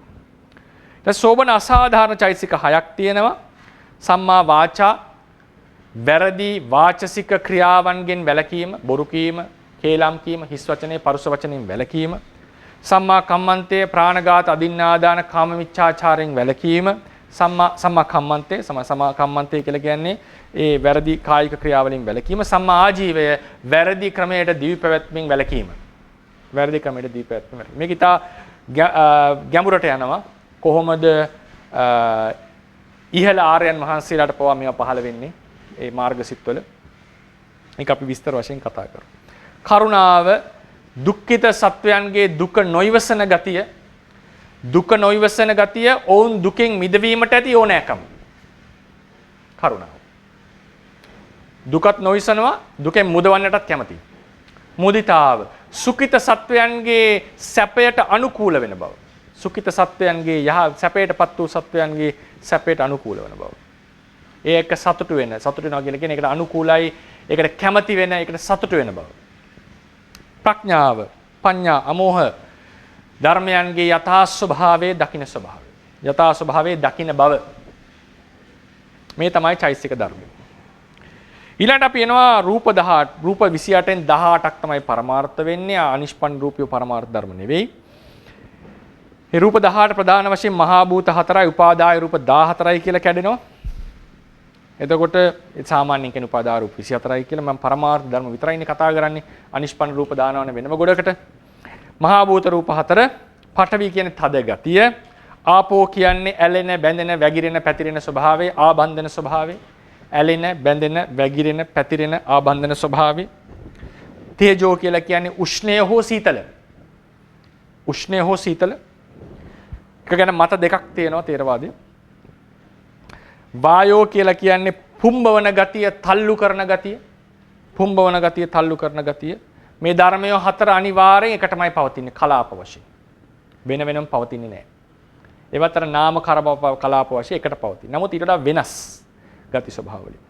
උපාදාය රූප කියලා කියන්නේ මෙන්න මේ කියපු සතර මහා ධාතු, ප්‍රධානම ධාතු තමයි සතර මහා ධාතු. ඒ සතර මහා ධාතු පදනම් වෙච්ච ධර්මයෝ ඒවා ඇසුරු කරන ධර්ම තමයි චක්කු ප්‍රසාද. සතර මහා ධාතුව ඇසුරු කරගත්ත ප්‍රසාද රූපේ චක්කු ප්‍රසාද. ඒක එකපාරකුත් අපේ ස්වාමීන් වහන්සේ කෙනෙක් ප්‍රශ්නයක් ඇහුවා ඒක සතර මහා ධාතුවේ උපයද නෑ ඒක විස්තර කරන්නේ අත්සාලනී සතර මහා ධාතුව ඇසුරු කරගෙන පවතින උපය චතුර්ණං මහා භූතානං පසාදෝ කියන තැන ඒක අටුවා පාඩේ චතුර්ණං මහා භූතානං පසාදෝ ඒ පාඩේ පෙළේ විස්තර වෙන්නේ සතර මහා ධාතුන් උපාදාය කොට පවතින චක්ෂුව. එතකොට එතන එය ඇසුරු කරගෙන එය මත ඩිපෙන්ඩ් වෙමින් පවතින ඔපේ ගැන මේ කියන්නේ. එහෙම නැත්නම් පටවිය ඔපේ නෙවෙයි මේක. එහෙම වුණා නම් ඒක පරමාර්ථ ධර්මයක් වෙන්නට බෑ. සතර මහා ධාතු ඇසුරු කරගත් ඔපයක්. ඒ ඔපය රූපේට සංවේදී. රූපේට සංවේදී ඔපේ තමයි චක්කුප්පසාදේ. රූපේට සංවේදී. ශබ්දයට සංවේදී ප්‍රසාදේ තමයි සෝත ප්‍රසාදේ. ඒක කනේ තියෙන්නේ. ගන්ධයට සංවේදී ප්‍රසාදයේ ඔපේ තමයි ගාන ප්‍රසාදය. රසයට සංවේදී ඔපේ තමයි જીවහා ප්‍රසාදය. ස්පර්ශයට සංවේදී ඔපේ තමයි කාය ප්‍රසාදය. කාය ප්‍රසාදය. ස්පර්ශය. ඊට පස්සේ වර්ණය කියලා කියන්නේ චක්කු ප්‍රසාදයට සංවේදී වෙච්ච පාට මේ රූප කලාපවල තියෙන පාට. සද්දය කියන්නේ අපිට ඇහෙන ශබ්දය. ඒක සෝත ප්‍රසාදයට සංවේදී. ගන්ධය කියන්නේ ගාන ප්‍රසාදයට සංවේදී වෙච්ච ගඳ සුවඳ කියන එක. රසය කියලා කියන ජීවා ප්‍රසාදයට සංවේදී වෙච්ච රසය, දිවට දැනෙන රසය. ස්පර්ශය කියලා කිව්වොත් ඒක ස්පර්ශයේ වෙනම රූපයක් නෙවෙයි. සතර මහා ධාතු වල තියෙන පඨවි තද ගතිය, තේජෝ සීත උෂ්ණය, වායෝ පුම්බවන ගතිය කියන මේ තුනට තමයි කියන්නේ ස්පර්ශය කියලා. ඒ නිසා ඒක වෙනම රූපයක් ලෙස දක්වන්නේ නැහැ. ජීවිතේන්ද්‍රිය කියලා කියන්නේ අපේ රූප තියෙනවා මේ රූපවල රූප වර්ග හතරක් තියෙනවා. රූප වර්ග හතරක්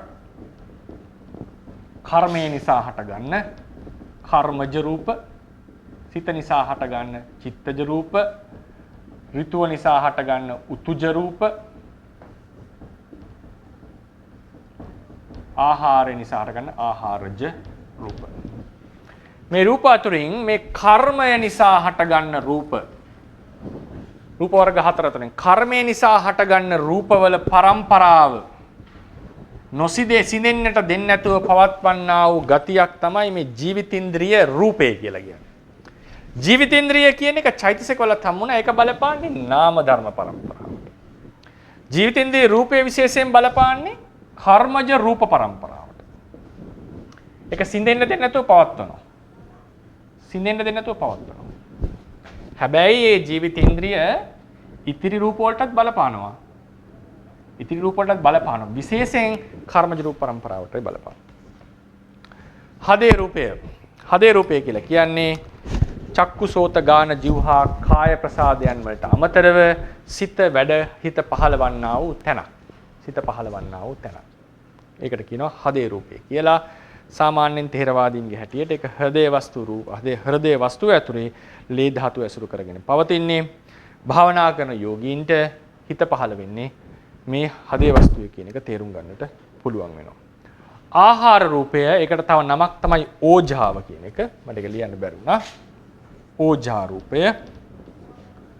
ආහාර රූපය ඉදිරියේ වරහෙන් දාගන්න ඕජා රූපය.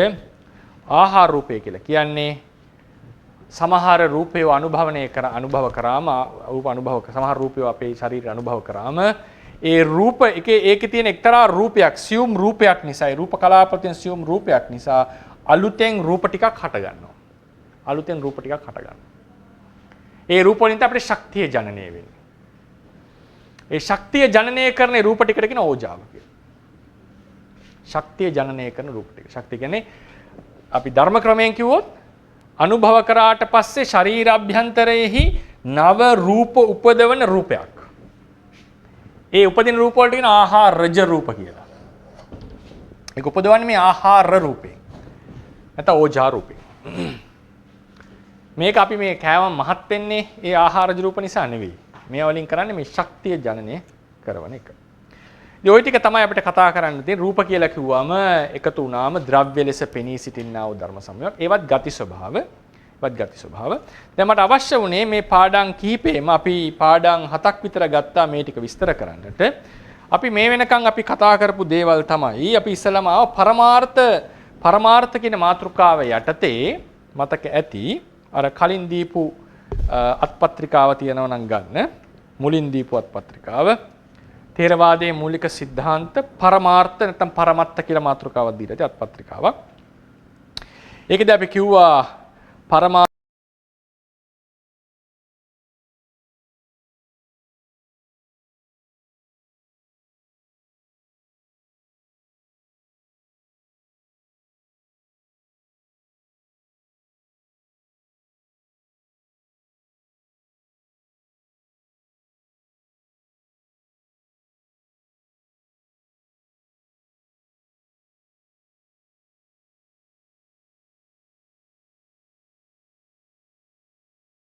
උපාදිනෝ ධම්ම පරමත්ත ජාතික අනුප්පන්න ධම්ම කියලා කරකට කැඩුවා.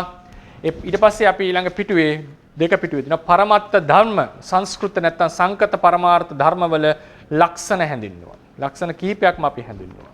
නේද? ඒ ධර්මයට Tamanටම ආවේනික වූ ලක්ෂණයක් තියෙනවා. ඒ වගේම තවත් ධර්ම සමග සහජාතව හටගන්නේ. ඒවා පංචේන්ද්‍රියට ගෝචරයි, මනින්ද්‍රියට ගෝචරයි. සත්‍ය වශයෙන් පවතින්නේ පරමාර්ථ ධර්මයෝ. තවදුරටත් නුවණින් බෙදිය නොහැකි. ඒවා ද්‍රව්‍ය නෙවෙයි. හැම පරමාර්ථ ධර්මයකටම ආවේනික වූ ලක්ෂණයක් තියෙනවා. කෘත්‍යයක් තියෙනවා. ඒ වගේ මේ පරමාර්ථ ධර්ම කීයක්ද කියලා අපි හැඳින්වුවා කෙටියෙන්. පරමාර්ථ ධර්ම වලට තමන්ගේ ප්‍රධාන ලක්ෂණයට අකෘත්‍යයට අමතරව ද්විතීක ලක්ෂණ තියෙනවා. පරමාර්ථ ධර්මයේ සහ ලක්ෂණය කියන්නේ දෙකක් නෙවෙයි එකක්මයි. නේද? පරමාර්ථ ධර්මයන්ගේ විද්‍යමානත්වයේ බොහෝ සූත්‍රවල ඉතා පැහැදිලිව දේශනා කරලා තියෙනවා. ථේරවාද ශාසනයේ හැටියට පරමාර්ථ ධර්මිය විද්‍යමානයි. මොහොතක් කෙටි මොහොතක් පැමිණි පැවතියත් ඒවා විද්‍යමානයි. ඒ සෑම සංකත පරමාර්ථ ධර්මයකටම සංකත ලක්ෂණ තුනක් තියෙනවා. උප්පාදය, වය, උපදීම, දිරීම, බිඳීම කියලා. ඒ වගේම ඒවා පවතින අවස්ථා තුනක් ගැන කතා කරන උප්පාද, තිති, භංග කියලා. ඒ තිතිය සම්බන්ධයෙන් තියෙන වාද කීපයක් කෙටියෙන් අපි කතා කරා. ඒ සංකත පරමාර්ථ ධර්මයෝ ඉපදීම අනුව අතීත, අනාගත, පච්චුප්පන්න කියන බෙහෙදෙන් හඳුන්වනවා කියලා කතා කරා. ඒ ධර්මයන් අතර අතීත පරමාර්ථයෝ අවිද්‍යමාන පරමාර්ථ, අනාගත පරමාර්ථයෝ අවිද්‍යමාන පරමාර්ථ, පච්චුප්පන්න පරමාර්ථයෝ විද්‍යමාන පරමාර්ථ කියලා කතා කරා. ඒ වගේම අනාගත පරමාර්ථ කියන මාතෘකාව යටතේ පරමාර්ථ ධර්මවල ධර්ම නියාමයක් ගැන කතා කරලා ඒ වගේම සියලු පරමාර්ථ ධර්මයෝ ඇති වූ සැනින් ථේරවාද ශාසනයේ හැටියට නැති වී යනවා කියන එකත් අපි කතා කරා. ඒ මොනවද පරමාර්ථ ධර්මයෝ? මොනවද පරමාර්ථ ධර්මයෝ කියන එකයි මේ පාඩමේදී මේ පාඩම් 7ක් අරගෙන අපි කතා කරන්නට යෙදුනේ. ඒ චිත්ත චෛතසික රූප ධර්මයෝ යම් හෝ ආબોධයක් අදහසක් දැන් එන්නට ඇති කියලා මම හිතනවා. අපි අර ලක්ෂණ වශයෙන් කතා කරපු පරමාර්ථ ධර්මයෝ ඉස්සලම ගත්තොත් පරමත්ත, ඊට පස්සේ ඒක කැඩුවා අපි සංකත පරමත්ත. පැහැදිලි මදිද? අසංකත පරමත්ත,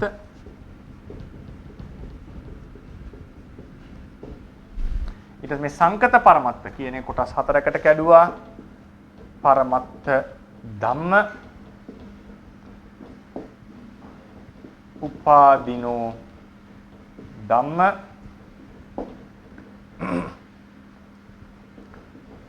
පරමත්ත ජාතික,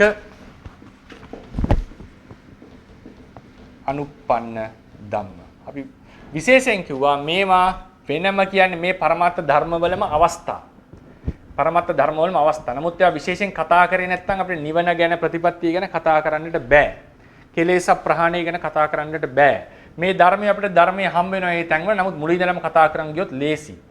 ඊට පස්සේ අසංගත පරමත්ත යටතේ අපි කතා කරා සම්මුති නිර්වාණය. ඊට පස්සේ තදංග නිබ්බාන, පාලියෙම ලියමු අපි නිබ්බාන. 3 වික්ඛම්බන නිබ්බාන, සමුච්ඡේද නිබ්බාන, නිස්සරණ නිබ්බාන.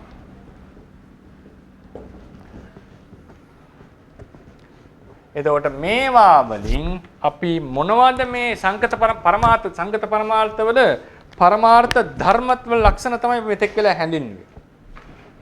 මේ දවස් වෙනකන් අපි සංගත පරමාර්ථ වල පරමත්ත ධම්ම ටික වල ලක්ෂණ හැඳින්වලා දැන් අපි පාඩම් ගානකින් හැඳින්නුවා එතන චිත්තය එකක් චෛතසික 52ක් සහ රූප 18ක්. මේ චෛත්‍යය අපි විස්තර වශයෙන් සිත් 89ක් කළා කතා කරා. ඒතර 89 අපි බෙදුවා කාමාවචර 54යි රූපාවචර 15යි අරූපාවචර 12යි ලෝකෝත්තර 8යි. කාමාවචර 54 අපි කැඩුවා. අකුසල 12යි අහේතුක 18යි කාම සෝභන 24යි. රූපාවචර එකත් කුසල 5යි විපාක 5යි ක්‍රියා 5යි.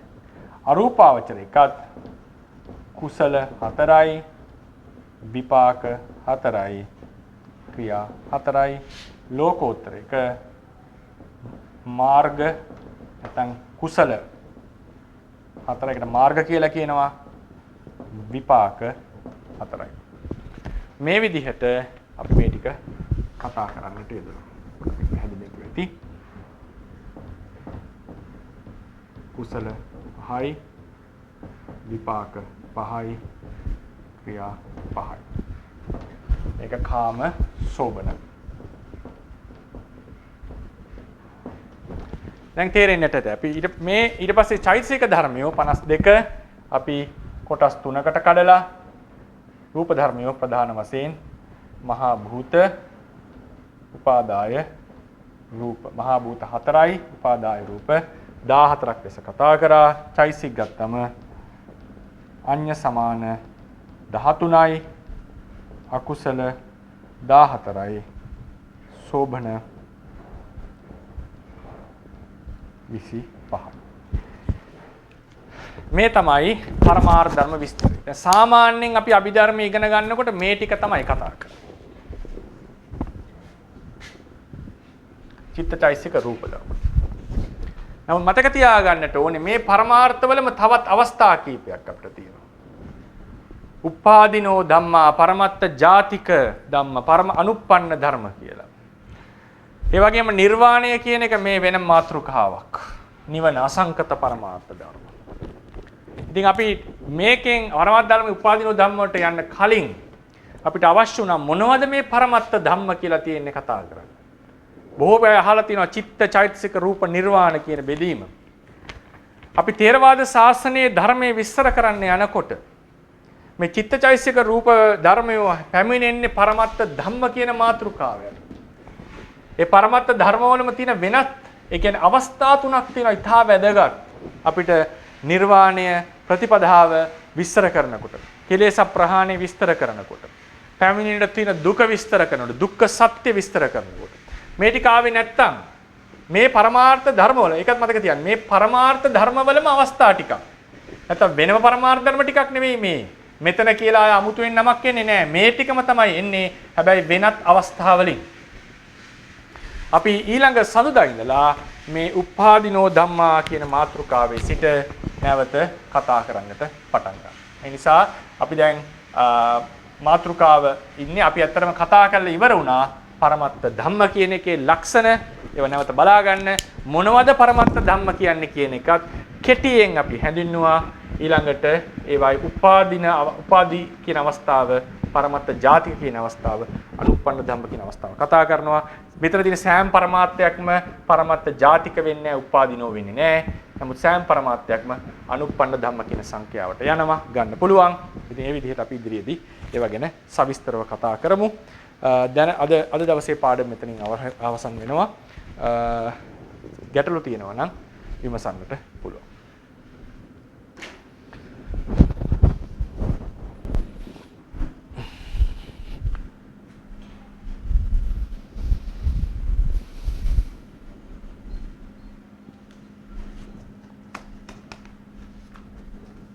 ස්වාමීන් වහන්සේ තෙරුවන් සරණයි. තෙරුවන් සරණයි ස්වාමීන් වහන්සේ. අපි මේ සිංහල භාෂාවෙන් තර්ක සහ විතක්ක සහ විචාර කියන ඒවායේ තියෙන අර්ථය ඒ විදිහටම ධානාංගයක් හැටියට තේරුම් කරලා ගන්න මට අපහසුයි ස්වාමීන් වහන්සේ. අපි ඒක පාවිච්චි කරන්නේ විතක්ක විචාර කියන එක විතර්කයේ සහ විචාරයේ කියලා වෙන කොන්ටෙක්ස්ට් එකකින් පාවිච්චි කරන්නේ. ධානාංගයක් වෙනකොට ස්වාමීන් වහන්සේ කොහොමද මේ විතක්කයේ කියන එක දැන් පොත්වල තියෙන්නේ ඔබ වහන්සේ විසින් ප්‍රකාශ පැහැදිලි කරලා දුන්නේ අරමුණට නංවන ස්වභාවය සහ අරමුණ පිළිමදන ස්වභාවය කියන එක. ඒක කරුණා කරලා ස්වාමීන් වහන්සේ තව ටිකක් පැහැදිලි කරනකොට මේ විතර්කය කියන එක සහ විචාරය කියන එක ධානං ප්‍රථම ධානයේදී ඒ අරමුණට නැංවීම කියන එක තව ටිකක් පැහැදිලි කරන්න පුළුවන් නම් හොඳයි. මේක විස්තර වශයෙන් කතා කරනවා චෛසික පාඩමට ආවම විතර්කය කියන එක වෙනම අපි කතා කරනවා විචාරය කියන එක වෙනම කතා කරනවා. මම කෙටි පිළිතුරක් ලෙස දෙන්නම් මේක ධානයන්ගයක් ලෙස අපි තේරුම් ගන්නවා කියන කතාවට ආවම දැන් විතර්කයේ සැබවීම අවශ්‍යතාවය වෙන්නේ දැන් අපි හිතමුකෝ චක්කුසෝත ගාන જીවහා කාය කියන විඥාන පහළ වෙන්නේ ඇසට රූපයක් ගැටිලා තියෙනකොට කනේ ශබ්දයක් හැපිලා තියෙනකොට නාසයේ ගඳ සුවඳ හැපිලා තියෙනකොට එතකොට මේ විඥානය පහළ වෙන්නේ ඒ ප්‍රසාද රූපවලට පැමිණි ධර්මයක් අරමුණු කරගෙන. එතකොට එතනම තියෙන ධර්මයක් අරමුණු කරගෙන පහළ වෙනවා. ඒවට අමුතුවෙන් බලයක් ඕනේ අරමුණ කරා යන්නට. අනිත් සිත් අරමුණ ගන්නකොට අර භෞතික වශයෙන් එතනට තමන් වෙත පැමිණි අරමුණක් නෙවෙයි අරමුණු කරන්නේ. තමන් වෙත පැමිණි අරමුණක් නෙවෙයි. වෙනම තියෙන අරමුණක් අරමුණු කරන්නේ ඒකට යනවා කියලා කියන්නේ ඒ අරමුණ දෙසට යොමු වෙනවා. අර පැමිණිච්ච අරමුණක් අරමුණු කරනකොට 아무තු බලයක් ඕනේ ඒ පැමිණිච්ච අරමුණ වෙත යන්නට. ඒ නිසා විතර්කය කියන එක දෙපස් විඥානයේ හැර ඒ කියන්නේ චක්කුසෝත ගාන ජීවා කාය විඥාන හැර ඉතිරි සියලු කාමාවචර සිත්වල පහළ වෙනවා. දැන් භාවනාවක් කරනවා කියලා හිතන්නකෝ. භාවනාව කරනකොට ආනාපාන සතිය වඩ아가ගෙන යනකොට විතර්කයේ අවශ්‍යතාවය බලන්න. විතර්කයේ තිබුණ නැත්නම් දැන් සිත ඉපදෙනවා බිඳෙනවා සිත ඉපදෙනවා බිඳෙනවා අපේ සිතේ හැටිනේ නානා අරමුණු වලට යන්නේක නානා අරමුණු වලට යනවා ගමන් කරනවා. ඒ අරමුණු වලට ගියොත් එහෙම අපිට සමාධිය ඇති වෙන්නේ නැහැ. අපි එකම අරමුණට නැවත නැවත යා යුතුයි නේද? එකම අරමුණට නැවත නැවත යා යුතුයි. ඒ අදාළ අරමුණටම. නැත්තම් සමාධියක් හැදෙන්නේ නැහැ. ඒ නිසා විතර්කයෙන් කරන්නේ ඒ නැවත නැවත ඒ අරමුණටම අරගෙන යන එක. ඒක අත්‍යවශ්‍ය අංගයක්. ඒක තිබුණ නැත්තම් ධානය උපදින්න බෑ. ඒක අර සිතේ තියෙන තව එකක් තමයි සිත සමහර වෙලාවලට ඒ අරමුණට යන්නේ නැතුව මැලි වෙනවා. අරමුණට යන්නේ නැතුව මැලි වෙනවා. වෙන අරමුණු වලට යන්න හිතනවා. කම්මැලි වෙනවා. භාවනාව කරා. ඒතර ඒ අරමුණට නැවත නැවත යනවා කියනකොට අර කම්මැලි ගතිය, මැලි වෙන ගතිය දුර වෙනවා. අපි සිත නානා අරමුණු වලට යන්නේ නැතුව එකම අරමුණට නැවත නැවත පමුණවන්නට ඕනේ. ඒක ඉතා වැදගත් ඒ විතර්කයේ දායකත්වයේ. ඒ වගේම සිත දැන් අපි හිතමුකෝ අර බෝරින් වෙනවනේ සමහර අරමුණු නේද? නමුත් අපි නැවත නැවත ඒ අරමුණට යන්නට ඕනේ. කම්මැලිකමක් ආවොත්, මැලි බවක් ආවොත් අපි අපේ හිතේ අරමුණේ ෆික්ස් වෙන්නේ නැහැ. එතකොට කොහොමද අරමුණට ගෙන ගියේ? අරමුණේ සතුටු වෙච්ච නිසා ප්‍රීතියේ දායකත්වයේ ඕනේ. ඇයි අරමුණට අපි අනිත් අරමුණ වලට යන්න මේ අරමුණටම ආවේ කාමච්ඡන්දේ යටපත් වෙලා තියෙන්නට ඕනේ. ඒ නිසා මේ ධාන ෆැක්ටර්ස් අංග එකිනෙකට උපකාරී. එකිනෙකට උපකාරී. ඒ නිසා තමයි විස්තර කරේ එදා ධානයක් කතා කරනකොට වෙන වෙනම කතා කරනවට වඩා ධානය වෙන්නේ සමූහයේ එකතුවක්. සමූහයම තමයි මේ ක්‍රියාවට දායක වෙන්නේ. ඒකේ විතර්කයේ ක්‍රියාව විතරක් විස්තර කරොත් අරමුණට ගියේ නැත්නම් අපිට අරමුණ සමාධි කරන්නට බෑ. අරමුණේ සමාධි කරන්නට බෑ. ඒ නිසා අරමුණට යෑම ඉතාම අත්‍යවශ්‍යයි. ඊළඟට මේ අරමුණේ ෆික්ස් වෙනකොට සමාධියක් කියලා කියන්නේ හොඳට අරමුණ පැහැදිලි අරමුණෙහි බොහෝ වෙලා ඉන්නවා. ඒකට අරමුණ පැහැදිලි වෙන්නට ඕනේ. හොඳට අරමුණ පැහැදිලි වෙන්නට ඕනේ. සිතේ හැටියක් තමයි අපේ සිතේ හැටියක් තමයි මේ පැහැදිලි අරමුණට තමයි යන්න කැමති. අපැහැදිලි අරමුණට වඩා. හොඳට බලන්න සිත අපිට පැහැදිලි අපි දැන් ඒකනේ නොතේරෙන දේවල් නේ අපි හිතන්නේ අපිට තේරෙන දේවල්. අපේ හිතේ හැටියක් ඒක. ඒක සත්‍යංගේ ගතියක්. සිත නිතරම රමණය කරන්නේ විභූතාරම්මනේ පැහැදිලි අරමුණේ. අපැහැදිලි අරමුණේ නෙවෙයි. ඒ සිත චිත්ත සරම්පරායක දර්ශනය ලෙස ගත්තොත් චිත්ත පරම්පරාව සැකසීලා තියෙන විදිය. ඒ නිසාත් එක හේතුවක් අපි මේ ලෝකේ රමණය කරා.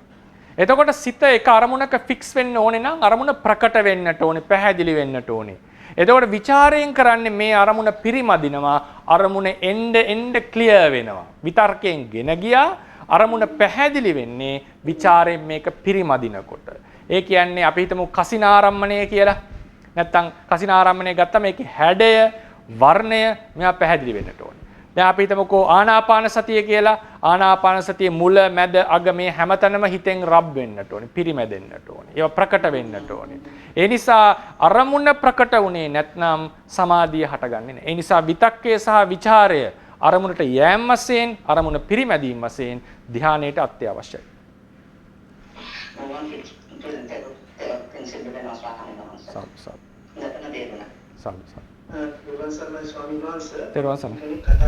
තෙරුවන් සරණයි. එහාට කිය එකක් වගේ සමහර විට මේ අර චිත්තකාණ්ඩේ මේ දකුණු සංගණේ චිත්තකාණ්ඩේ ඒවාපන ධර්ම වලට අදිමුක්ඛය මානසිකාරයේ ඡන්දේ වගේ ඒවා වෙනම වෙන් කරන්නේ ඇයි කියන එක ප්‍රශ්නයක්. අනිත් එක තමයි විභංග ප්‍රකරණයේදී තණ්හාපච්චය උපාදාන. ඒ කියන්නේ සෝමසාගත දිට්ඨි විප්‍රයුක්ත සිත්වල තණ්හාපච්චය උපාදාන වෙනුවට අදිමුක්ඛය වගේ චෛතසිකයක් යොදන්නේ ඇයි කියන එක කොට පැහැදිලි කරන්න කොහොමද ස්වාමීන් ප්‍රශ්න දෙක අහන්නේ එකක් යේවාපනක ලෙස ගත්තේ ඇයි කියන එක නේද? එකක් යේවාපනක ලෙස ගත්තේ. අර චෛසික කීපයක් තියෙනවා යේවාපනක ලෙස අරගෙන තියෙනවා කියලා. ඒක ගත්තේ ඇයි කියලා නම් මට උත්තරයක් මේ වෙලාවේ දෙන්න බෑ. මම හොයලා බලලා උත්තරයක් දෙන්නම්. ඒකට. මට එකපාරයකට කියන්න බෑ ගත්තේ ඇයි කියලා. මට ඒක කියවන්නට වෙනවා. එම උත්තරයක් තිබුණත් මට ඒක මතකයට එන්නේ නැහැ දැන් මේ වෙලාවේ. ඒක මම බලලා කියන්නම් උත්තරයක් ලෙස. ඒකට හේතුව මොකද කියලා. මොකද අදිමොක්කේ වගේක් අනිවාර්යෙන් ඒ සිතේ යෙදෙනවා. ඒත් ඒක යොදලා නැහැ. ඒකට හේතුවක් තියෙනවා නම් මම හොයලා කියන්නම්. ඊළඟට අහුවේ පටිච්චසමුප්පාද විභංගයෙන් නේද ඊළඟ ප්‍රශ්නය ආවේ. ඊළඟ ප්‍රශ්නය ආයේ පටිච්චසමුප්පාද විභංගයෙන් මට ප්‍රශ්නේ පොඩ්ඩක් ඒක වෙලාව හිත පිට ගියා කියන්න පුළුවන් නැවත ඒ ප්‍රශ්නේ. ස්වාමීන් වහන්සේ පටිච්චසමුප්පාදේ අර තණ්හාපච්චය උපාදාන කියන අර සුඛ සාගත දිට්ඨි විප්‍රයුක්ත සිත්වල මේ උපාදානය වෙනුවට මේ යොදන්න අදිමුඛේ තණ්හාපච්චය අදිමුඛ කියලා. අනේක පොඩක් පැහැදිලි කරනවා. ඒක චිත්තක්ෂණික පටිච්චසමුප්පාදනේ අහන්නේ නේද? ඒක චිත්තක්ෂණික පටිච්චසමුප්පාද. ඒක චිත්තක්ෂණික පටිච්චසමුප්පාදයේදී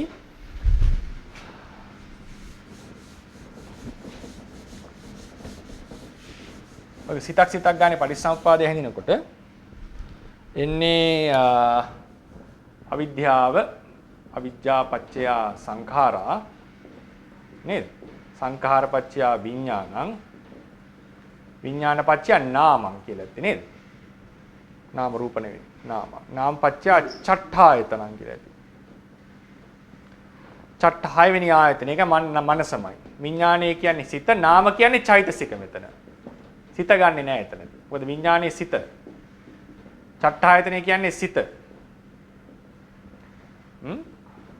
නාම කියනකොට මෙතන චෛතසික සිත ගන්නෙ නෑ. මොකද මෙතනට සිත ආවොත් මොකද වෙන්නේ? සිත ප්‍රත්‍ය වෙනවා සිතට. සිත ප්‍රත්‍ය වෙනවා සිතට. මොකද මේක පරම්පරාවකුත් නෙවෙයිනේ එක සිතක් ගැනනේ. ඒක චිත්තක්ෂණිකයිනේ මේක. එතකොට එක සිතකුයි චෛතසික ධර්ම සමූහයකුයි තමයි මේ කතා කරන්නේ. මෙතන පටිච්චසමුප්පාදය හිඳින්නේ. මේ චිත්තුප්පාදය ඇතුළේ හිඳින්නේ.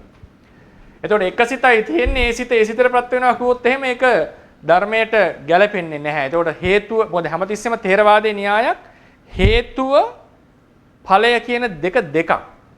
හේතුවයි ඵලය එකක් වෙන්න බෑ. හැමෝත් සොයන් ජාත සොයන් තමන් පවතින ධර්මයක් වෙනවා.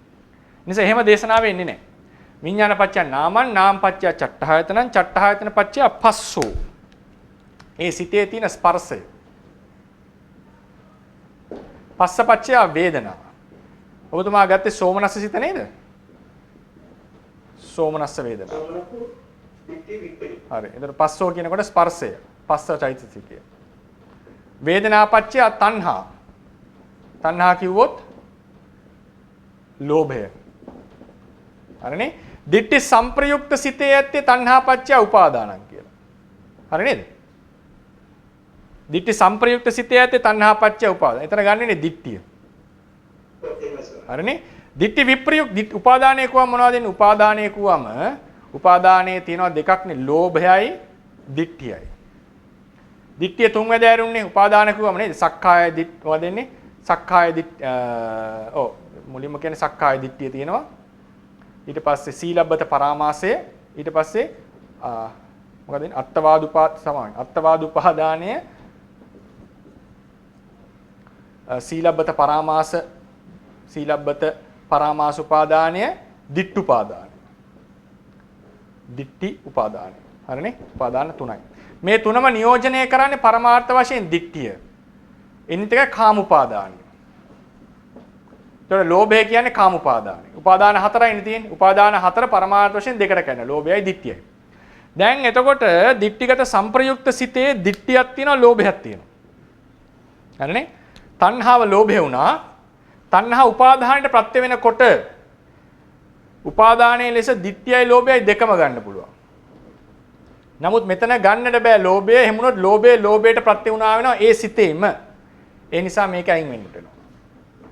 පරිසෝපහාදේදී තණ්හාපච්චය උපාදානං කියන ලෝභය ගන්න පුළුවන්. මොකද පූර්ව ලෝභය පසු ලෝභයට ප්‍රත්‍ය වෙන්නේ. එතන එක සිතේ නෙවෙයි මේ ඒක චිත්තක්ෂණික වුණානේ මෙතන. ඒ නිසා ඒ ලෝභයම මොකද ඒක චිත්තක්ෂණික වුණාම ඒ සිතේ තියෙන එක ලෝභයයි එක දිට්ඨියයි ලෝභය තණ්හා උපාදානයට ප්‍රත්‍ය වෙනකොට ලෝභය දිට්ඨියට සහ ලෝභයට කියන දෙකටම ප්‍රත්‍ය වෙනවා. කොහොත් තමන්ටම ප්‍රත්‍ය වුණා වෙනවා. එතන උපාදාන ලෙස ගන්න දිට්ඨිය විතරයි. දිට්ඨි විප්‍රයුක්ත සිතක් වුණොත් මොකද වෙන්නේ? දිට්ඨි විප්‍රයුක්ත සිතක් වුණොත් දිට්ඨිය නැහැ. දිට්ඨිය නැහැ. එතකොට උපාදානයේ ලෙස ඉතිරි වෙන්නේ ලෝභය විතරයි. පැහැදිලිද?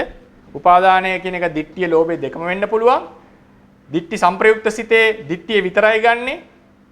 මොකද ලෝභයට ලෝභය ප්‍රත්‍ය වීම ගැලපෙන්නේ නැති නිසා දිට්ඨි විප්‍රයුක්ත සිතේ බලන්න දිට්ඨිය නැහැ. ලෝභයට ලෝභය ප්‍රත්‍ය වෙනවා කියන එක ධර්ම විරෝධී. ඒත් උපාදානය ගන්න බෑ එතන. ඒ වෙනුවට අදිමොක්ඛය කියන එක ගන්න. අදිමොක්ෂ සයිසිසිය අදිමොක්ඛය. මොකද අදිමොක්ඛයෙන් කරන්නේ ස්ථාවර වීමක් නිසා ඒක උපාදාන කෘත්‍යයට ටිකක් ළඟයි. ඒ නිසා තණ්හාපච්චය අදිමොක්ඛෝ කියලා ගන්නවා. දිට්ඨි සංප්‍රයුක්ත සිතේ උපාදානය ගන්න පුළුවන්. මොකද එතන දිට්ඨිය නියෝජනය කරන්න පුළුවන්. උපාදානයේ කොම ලෝභයයි දිට්ඨියයි දෙකම තියෙනවා. එතන දිට්ඨිය නියෝජනය කරනවා. හැබැයි එතන ලෝභය ගන්න බෑ.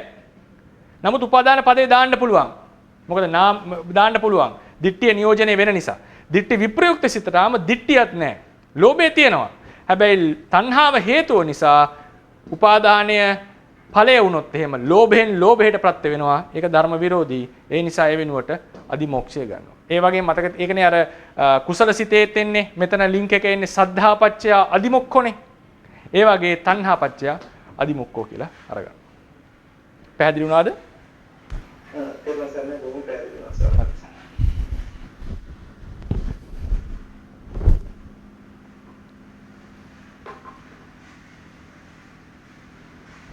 අවසරයි ස්වාමීන් වහන්සේ. දරුවන් සන්නයි. දරුවන් සන්නයි මම කීවිචේ කතා කරන්නේ ස්වාමීන් වහන්සේගෙන් අර ඊයේ චිත්ත වීදියේ දවසේ ආදර දෙන්න මේ අර ප්‍රතිසන්දි විඥානය දැකෙන්නේ බවංග සිත්වලින් කියලා. ඒකට ප්‍රේතීකාක සිත්වලට ඉන්නේ දෙකස් විඥාන වලට ස්වාමීන් වහන්සේ. මෙහෙමයි මම කිව්වේ ප්‍රතිසන්දි සිතට සමාන සිතක් තමයි භවාංග සිත. ප්‍රතිසන්දි සිතට සමාන සිතක්. ඒක මගේ වචන සමහරලාට වැරදුනාක් දන්නේ නැහැ කතා කරනකොට. එහෙම වෙන්න පුළුවන්. මේ එහෙම වුණොත් ඒක හරි ගස්සන්න ඕනේ. සාමාන්‍යයෙන් අපි කියන්න ඕනේ මම මේක මකනවා.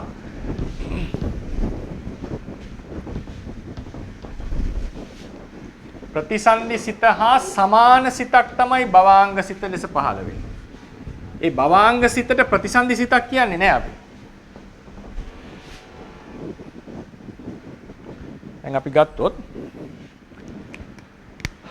කලින් භවයේ චුතිය. චුතිත නිරුද්ධ වුණා. ඊළඟට ප්‍රතිසන්දි සිත හට ගන්නවා. ඊළඟට භවාංග සිත හට ගන්නවා. එහෙම ගිහිල්ලා චක්කු විඥාන ආදී චක්කු විඥාන ආදී සිත් හට ගන්නවා.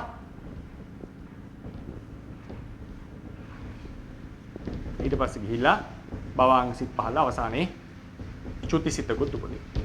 ඒ ආය ප්‍රතිසන්දියක් එනවා. මේකනේ සාමාන්‍යයෙන් සංසාරික ප්‍රවෘත්තිය නේද? එතකොට යම් කර්මයකින් තමයි ප්‍රතිසන්දිය ඇති වෙන්නේ. ඒ කර්මයෙන්ම තමයි භවාංග සිත් උපදවන්නේ. ඒ කර්මයෙන්ම තමයි චුතිසිත උපදවන්නේ. චුතිසිත විපාක සිතක්. එතකොට අපි හිතමුකෝ සෝමනස්ස සහගත ඥාන සංප්‍රයුක්ත අසංකාරික හිතක් ඉපදුනා කියලා. ප්‍රතිසන්දිය ලෙස භවංගේ වෙන්නේත් ඒ සිතමයි. ඥාන සංප්‍රයුක්ත අසංකාරික. හැම භවංගයක් මෙහෙමයි චුතිසිතත් ඒ සිතමයි. එතකොට ප්‍රතිසන්දි කාලය ප්‍රවෘත්ති කාලය කියලා කියනකොට ඒක තව බෙදීමක්. ඒ කාලේ නරන් තියෙන ප්‍රතිසන්දි කාලය කියලා කියන්නේ ප්‍රතිසන්දි හිත ඉපදලා නිරුද්ධ වෙනවනේ. භවංග හිත නිරුද්ධ වෙනවනේ.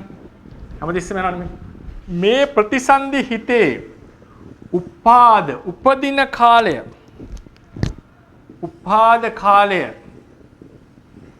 තමයි ප්‍රතිසන්දි කාලය කියලා කියන්නේ. එක්ක උපදින්නට ඒ වර්ධනය වෙන කාලය එහෙම නැත්නම් ඒ හට ගන්න මොහොත. ඒක ක්‍රම දෙකකට ගන්නට පුළුවන්. සාමාන්‍යයෙන් අපි පිළිගත්ත ක්‍රමයෙන් මම විස්තර කරන්නේ මේ උපදින කාලය. ඒකේ තිති නැත්නම් තීතිය ගැන කතා කරන අවස්ථාවක් තියෙනවා නැති අවස්ථාවක් තියෙනවා. බංග අවස්ථාව, ඊළඟ සිත්වල අවස්ථාව, චුතිසිතේ ඉපදෙලා බිඳෙන අවස්ථාව කියන මේ වෙනකන් මේ සියල්ලම ගන්නේ ප්‍රවෘත්ති කාලය කියලා. මේ සියල්ලම ප්‍රවෘත්ති කාලය.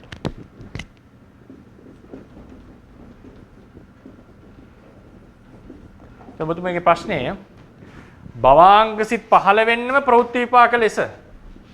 චුතිසිතත් ප්‍රවෘත්ති විපාකයක්. මොකද ප්‍රවෘත්ති කාලයේ පටන් ගන්නෙ පටිසන්ධිසිතේ උපාදක්ෂණයේ පටන්.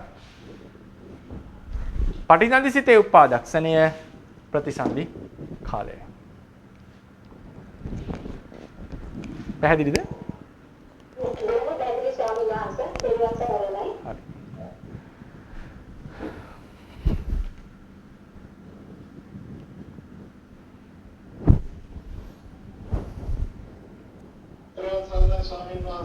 තෙරුවන් සරණයි.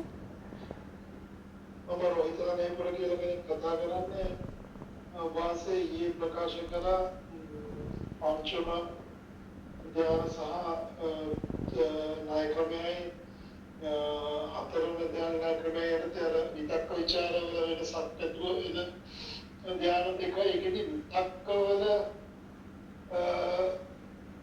තවදීමක් නැතුව විචාරවලට පවතින්න පුළුවන් කියන ප්‍රශ්නේ මට මතුවුණා. ඔව් විතක්කයෙන් තොරව ਵਿਚාරේ පවතිනවා. ඒක තමයි සංගීති සූත්‍රයේදී කිව්වේ විතක්කේ නැති ਵਿਚාරයේ පමණක් ඇති ධානයක් කියලා. දැන් කාමාවචර සිත්වල ඒක වෙන්න බෑ. විතක්කය ਵਿਚාරයයි දෙක අනිවාර්යෙන් එකටමයි පහළ වෙන්නේ. ඊට පස්සේ ප්‍රථම ධානය සිතෙත් විතක්කයයි ਵਿਚාරය එකටමයි පහළ වෙන්නේ. දෙක වෙන් වෙන්නේ නැහැ. ඔය විතක්කේ නැතුව ਵਿਚාරයේ පහළ වෙන්නේ එක අවස්ථාවයි තියෙන්නේ. ඔය තමයි ඔය පංචක ණය ක්‍රමයේ තියෙන ဒုတိ ය ධ්‍යානය. ඒ නිසා ඔබතුමාගේ ප්‍රශ්නේ ඉතාම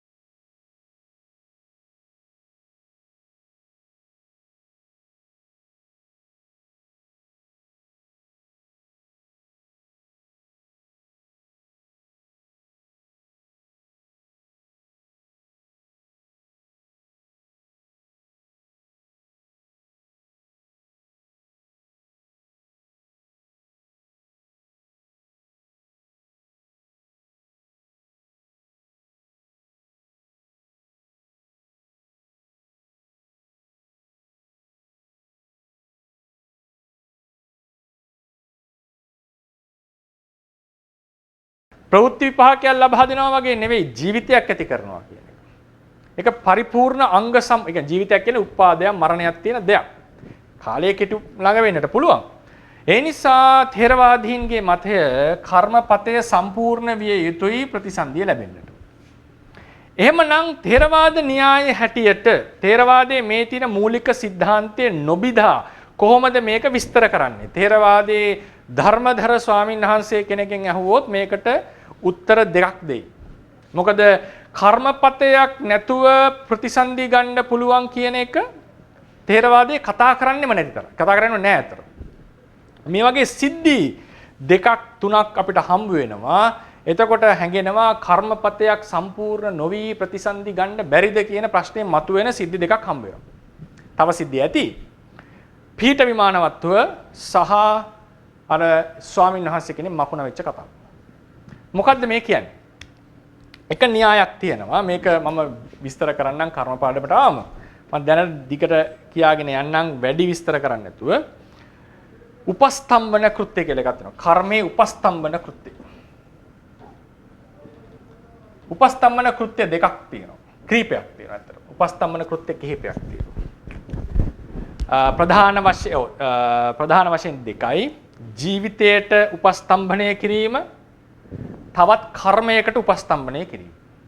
කුසලයක් තව කුසලයකට උපස්තම්භනය කරනවා.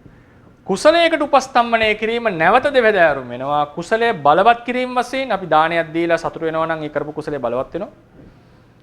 කුසලයකට අවකාශ ලබා දීම වශයෙන්. කුසලයකට අවකාශ ලබා දීම වශයෙන්. අපි සාමාන්‍යයෙන් කියනවා නේද මරණාසන්නයේ කුසල හිතෙන් හිටියොත් සුගතියට යනවා කියලා. මොකද්ද වෙන්නේ? මරණාසන්නයේ කුසල හිත තියෙනකොට ඒ කුසල හිතෙන් නෙවෙයි සුගතියට යන්නේ. ආසන්න කර්මයක් කරොත් යන්නට පුළුවන්. පෙර සසර කරපු කුසල කර්මයක්කට ඉදිරිපත් වෙන්නට අවකාශ ලැබෙනවා මේ තියෙන කුසල කර්මය නිසා. ඒකට කියනවා ප්‍රයෝග සම්පත්තිය කියලා. කර්මයේ පාඩමට ඇවිල්ලා පිළිවෙලින් කර්මය ඉගෙන ගන්නකොට මේ ටික ඔක්කොම දැන් මම එකකින් තනින් කියන්නේ. ඔක්කොම මැච් වෙලා පේන්න පටන් ගනි. සමහර කෙනෙක්ට තේරෙනවා ඇති. ප්‍රයෝග සම්පත්තිය ඇති කල්හි පෙර කරපු කුසල් වලට අවකාශ ලැබෙනවා කියලා අහලා තියෙනවද? එතකොට මේ පීඨ විමාන වත්වේදී මය කර්මය කරන්නට යනකොට බොහොම ප්‍රසන්න කුසල හිතෙන් ගමන් කරපු නිසා පෙර කරපු වෙනත් කුසලයක් කර්මපතයක් ඉදිරිපත් වෙලා ප්‍රතිසන්දි දුන්නා කියන එක අපිට ප්‍රතිෂේධ කරන්න බෑ. මොකද ඒ විදිහේ ධර්මපරයායක් දේශනාවේ තියෙනවා. ප්‍රයෝග සම්පත්තිය ඇති කල්ලි පෙර කුසල් මතුවෙනවා විපාක ලබා දීම සඳහා. ප්‍රතිසන්දිය ලබා දෙන්න විපාකයක් කුසලයක් ඉදිරිපත් වුණා. ඒක පළවෙනි කරුණ. දෙවෙනි කරුණ මෙතන දානමය කුසලයකට යන්නේ. දානමය කුසලයකට යන්නේ. එතුමී යන්නේ බුදු ගුණ ආවර්ජනා කරමින් බුද්ධාලම්මන ප්‍රීතිය ඇති කර ගනිමින්. ඒ වෙලාවේදී බුදු ගුණ භාවනාව නැමැති කුසලයේ නිසා ප්‍රතිසන්දිය ගත්තා වෙන්නටත් පුළුවන්. මට්ට කුණ්ඩලී දිව්‍ය පුත්‍රයාට උනා වගේ. දානේ නිසා නෙවෙයි මේක නිසා බුදු ගුණ ආවර්ජනා කිරීම නිසා වුණා කියලා. ඒකෙදි කෙනෙක් ප්‍රශ්න අහන්නට පුළුවන් දාණයට යට වෙන්නේ නැද්ද බුදු ගුණය? ඒක ප්‍රබල වෙන්නේ මොකද්ද කියලා ධර්ම න්‍යායකින් ප්‍රශ්නයක් ගේන්නට පුළුවන්. නමුත් බුදු ගුණ ආවර්ජනා කිරීම නිසා ප්‍රතිසන්දිය වුණා කියන එකත් අපිට එකපාර ප්‍රතික්ෂේප කරන්න බෑ. මාත් මේ තොරතුරු ටික ඉදිරිපත් කරන්න උත්තරයක් දෙනව නෙවෙයි. ඒ නිසාත් ථේරවාදයේ ධර්මදර ස්වාමීන් කෙනෙක් කියන්න පුළුවන් එයා ඉපදුනේ බුද්ධාලම්භන ප්‍රීතිය හේතු කරගෙන. එයා කතාවේ කියන්නේ දාණය දෙන්නට ගිහිල්ලා මෙහෙම වුණා නම් දුන්නා නම් කෙසේ වෙයිද? ඒතර ඒකෙදි අර්ථ දෙකක් ගන්නට පුළුවන්. ඒ పూర్ව චේතනාවෙන් ඉපදුනාද? ඒ పూర్ව චේතනාව හේතු කරගෙන වෙන කුසලයකින් ප්‍රතිසන්දිය ගත්තද? නැත්නම් ඒ పూర్ව චේතනාවේ තිබිච්ච භාවනා නැත්නම් ඒ දඬ දෙන යන අවස්ථාවේ තිබිච්ච භාවනාමය කුසලෙන් උප්පත්තිය ලැබුවද? එතකොට ප්‍රශ්නයක් අහන්න පුළුවන් දානයයි භාවනාවයි එකිනෙකට ගැටෙන්නේ නැද්ද කියලා. ඒකට මම උත්තරයක් දෙන්න යන්නේ නැහැ. ඊළඟට මේ ක්‍රමයටම ගත්තම අර මකුණා වෙච්ච ස්වාමීන් වහන්සේගේ කතාවෙත් අධික ලෝභයක් ඇති කල්හි තමයි සිවුරට අධික ලෝභයක් ඇති කල්හි තමයි උන්වහන්සේ මේ යන්නේ. එතකොට උන්වහන්සේගේ මරණාසන්න සිත එතන නෑ කර්ම කිරීමක්. මොකද ලෝභයක් විතරයින් තිබුණේ. උන්වහන්සේට නැහැ මේ పూర్ව මුංචන අපර කතා නැහැ. කුසලයක් අකුසලයක් කරන්න නැහැ. ලෝභයක් ඇතුණා සිවුර කෙරෙහි. මරණාසන්න අවස්ථාවේදී මරණය තිබුණේ අධික ලෝභසිත, ප්‍රබල ලෝභසිත.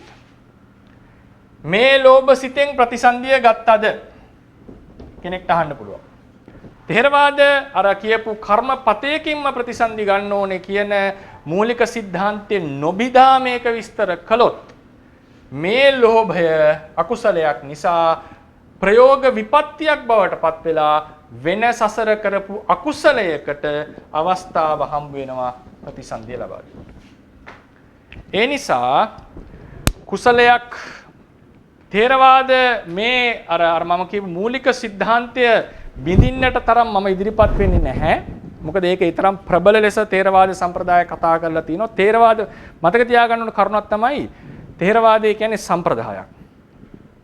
ඒ සම්ප්‍රදායේ තියෙන කරුණු අවුරුදු දහස් ගණනක් ධර්මදර, විනයදර, උගත්, බුද්ධිමත්, සමහර විට මාර්ගඵලලාභී ස්වාමීන් වහන්සේලා අතින් ප්‍රශ්න කෙරිලා, තර්ක කෙරිලා, විමසලා අවුරුදු දහස් ගණනක් ආපු සම්ප්‍රදායක්. මම කියන්නේ ඒකේ අඩුපාඩු සියල්ලෙන් සියල්ල ඒ විදිහටම පිළිගත යුතුයි කියන එක. එහෙම නේ මම කතා කරන්නේ. ඒ තරම් විමසීමට ලක් වෙච්ච සම්ප්‍රදායක්. ඒ සම්ප්‍රදායේ සමහර තැන් තියෙනවා මතභේද. අටුවා ටීකාචාර්යන් වහන්සේලා අතර මතභේද තියෙනවා. ටීකාවෙන් අටුවා ප්‍රතික්ෂේප කරපු තැන් තියෙනවා. අටුවාවෙන් මහා අටුවා ප්‍රතික්ෂේප කරපු තැන් තියෙනවා. විනය අටුවාවෙන් මහා පච්චරි අටුවා ප්‍රතික්ෂේප කරපු තැන් තියෙනවා. රහතන් වහන්සේලා විසින් රචිතයයි පිළිගන්න. ඒ වගේ තියෙන්න පුළුවන් මේකේ මතභේද. නමුත් ප්‍රධාන මූලික સિદ્ધාන්ත, ප්‍රබල මූලික સિદ્ધාන්ත චැලෙන්ජ් කරනවා කියන එක ඊටාම විමසීමෙන් කළ යුතුයි. මොකද මේක අවුරුදු දහස් ගණනක සිට විමර්ශනය වෙමින් අටුවා ටීකා වලින් විවේචනය කරනවා කියන එක මම අදහස් කරන්නේ වැමත නැවත විමසීමට ලක් වෙමින්, විස්තර කෙරෙමින්, අඩුපාඩු පෙන්වමින්, මහා අට කතාවේ පවා සමහර තැන්වල අඩුපාඩු පෙන්වමින් ආපු සම්ප්‍රදායක්. තියෙන්නේ කොහේ අරන් අපි ගන්න නෙවෙයි. ඒ ඕනතරම් සාධක පෙන්වන්නට පුළුවන්. ඉතින් ඒ වගේ සම්ප්‍රදායක මම කියන්නේ සම්ප්‍රදාය හරි කියන එක නේ මට කියන්නට ඕනේ. ඒක හරි බලවත් සම්ප්‍රදායක්. ඒ සම්ප්‍රදාය ලේසියෙන් ප්‍රතිෂේධ කරන්න යනවා කියන එක ලේසි නැති වැඩක්. ඒක අධ්‍යයනය කරපු කෙනෙක් වශයෙන් මම කියනවා ඒකට විරුද්ධව යනවා කියන එක ලේසි නැහැ. ඒක ප්‍රශ්න කරන්නට අයිතිය තියෙනවා. ඒ නිසා මේ මූලික સિદ્ધාන්තය මම භික්ෂුවක් ධර්මයේ ඉගෙන ගත්ත කෙනෙක් වශයෙන් අර කර්ම පතයකින්මයි ප්‍රතිසන්දිය ලැබෙන්නේ කියන මූලික સિદ્ધාන්තය ගැන විරුද්ධව කතා කරපු තැනක් මට තාම හම්බ වෙලා නැහැ. මම ඒ නිසා ඒක බින්දින්නට යන්නේ නැහැ. නමුත් ඒ වෙච්ච සිදුවීම් දෙක විස්තර කරගත හැකි වෙන ධර්ම පරයායක් ත්‍රිපිටක පාළියෙන් අපට හම්බ වෙනවා.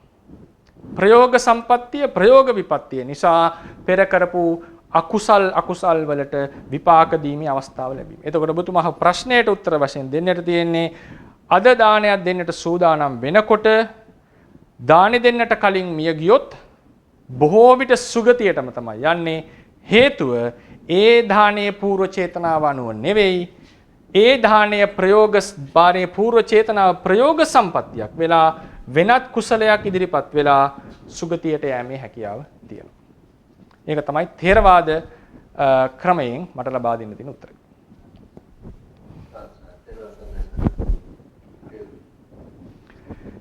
එහෙමනම් මම හිතන්නේ කාල වේලා අවසන් වෙලා තව විශේෂයෙන් මතක් කරන්නට ඕන එක මහත්මයෙක් ඇහුවා මේ වේදනා භේදයෙන් ප්‍රබල වේදනාව කවරක්ද සිත කියන එක මට ඒක මතකයි. නමුත් මේ කාල වේලා ලැබිච්ච නැති නිසා මම ඒක විස්තර කරේ නැහැ. ඉදිරි පාඩමකදී ඒ ප්‍රශ්න උත්තර වටයකදී ඒ ප්‍රශ්නේ නැවත විමසන්නට පුළුවන් නම් මම උත්තරේ ලබා දෙන්නම්. එහෙම නැත්නම් කල වේලා තිබුණොත් මම මේ ප්‍රශ්නේ මතක් කරලා පිළිතුරක් ලබා දෙන්නම්. එහෙනම් අපි රසපත් කරගන්න යුතුනා වූ කුසල සම්භාරය අප සෑම දිනාටම ධර්මඥාන, භාවනාඥාන දියුණු කරගෙන නිවනින් සැනසීම පිණිසම හේතු වේවා. තව තවත් බුද්ධ ශාසනයේ চিරාත් කාලයක් පැවතීම පිණිසම මේ කුසලයේ උපනිශ්‍රයක් වේවා කියලා අපි ප්‍රාර්ථනා කරමු. බුද්ධ ශාසනං චිරන් තිට්ඨතු, බුද්ධ ශාසනං චිරන් තිට්ඨතු, බුද්ධ ශාසනං චිරන් තිට්ඨතු. සාදු සාදු සාදු. සාදු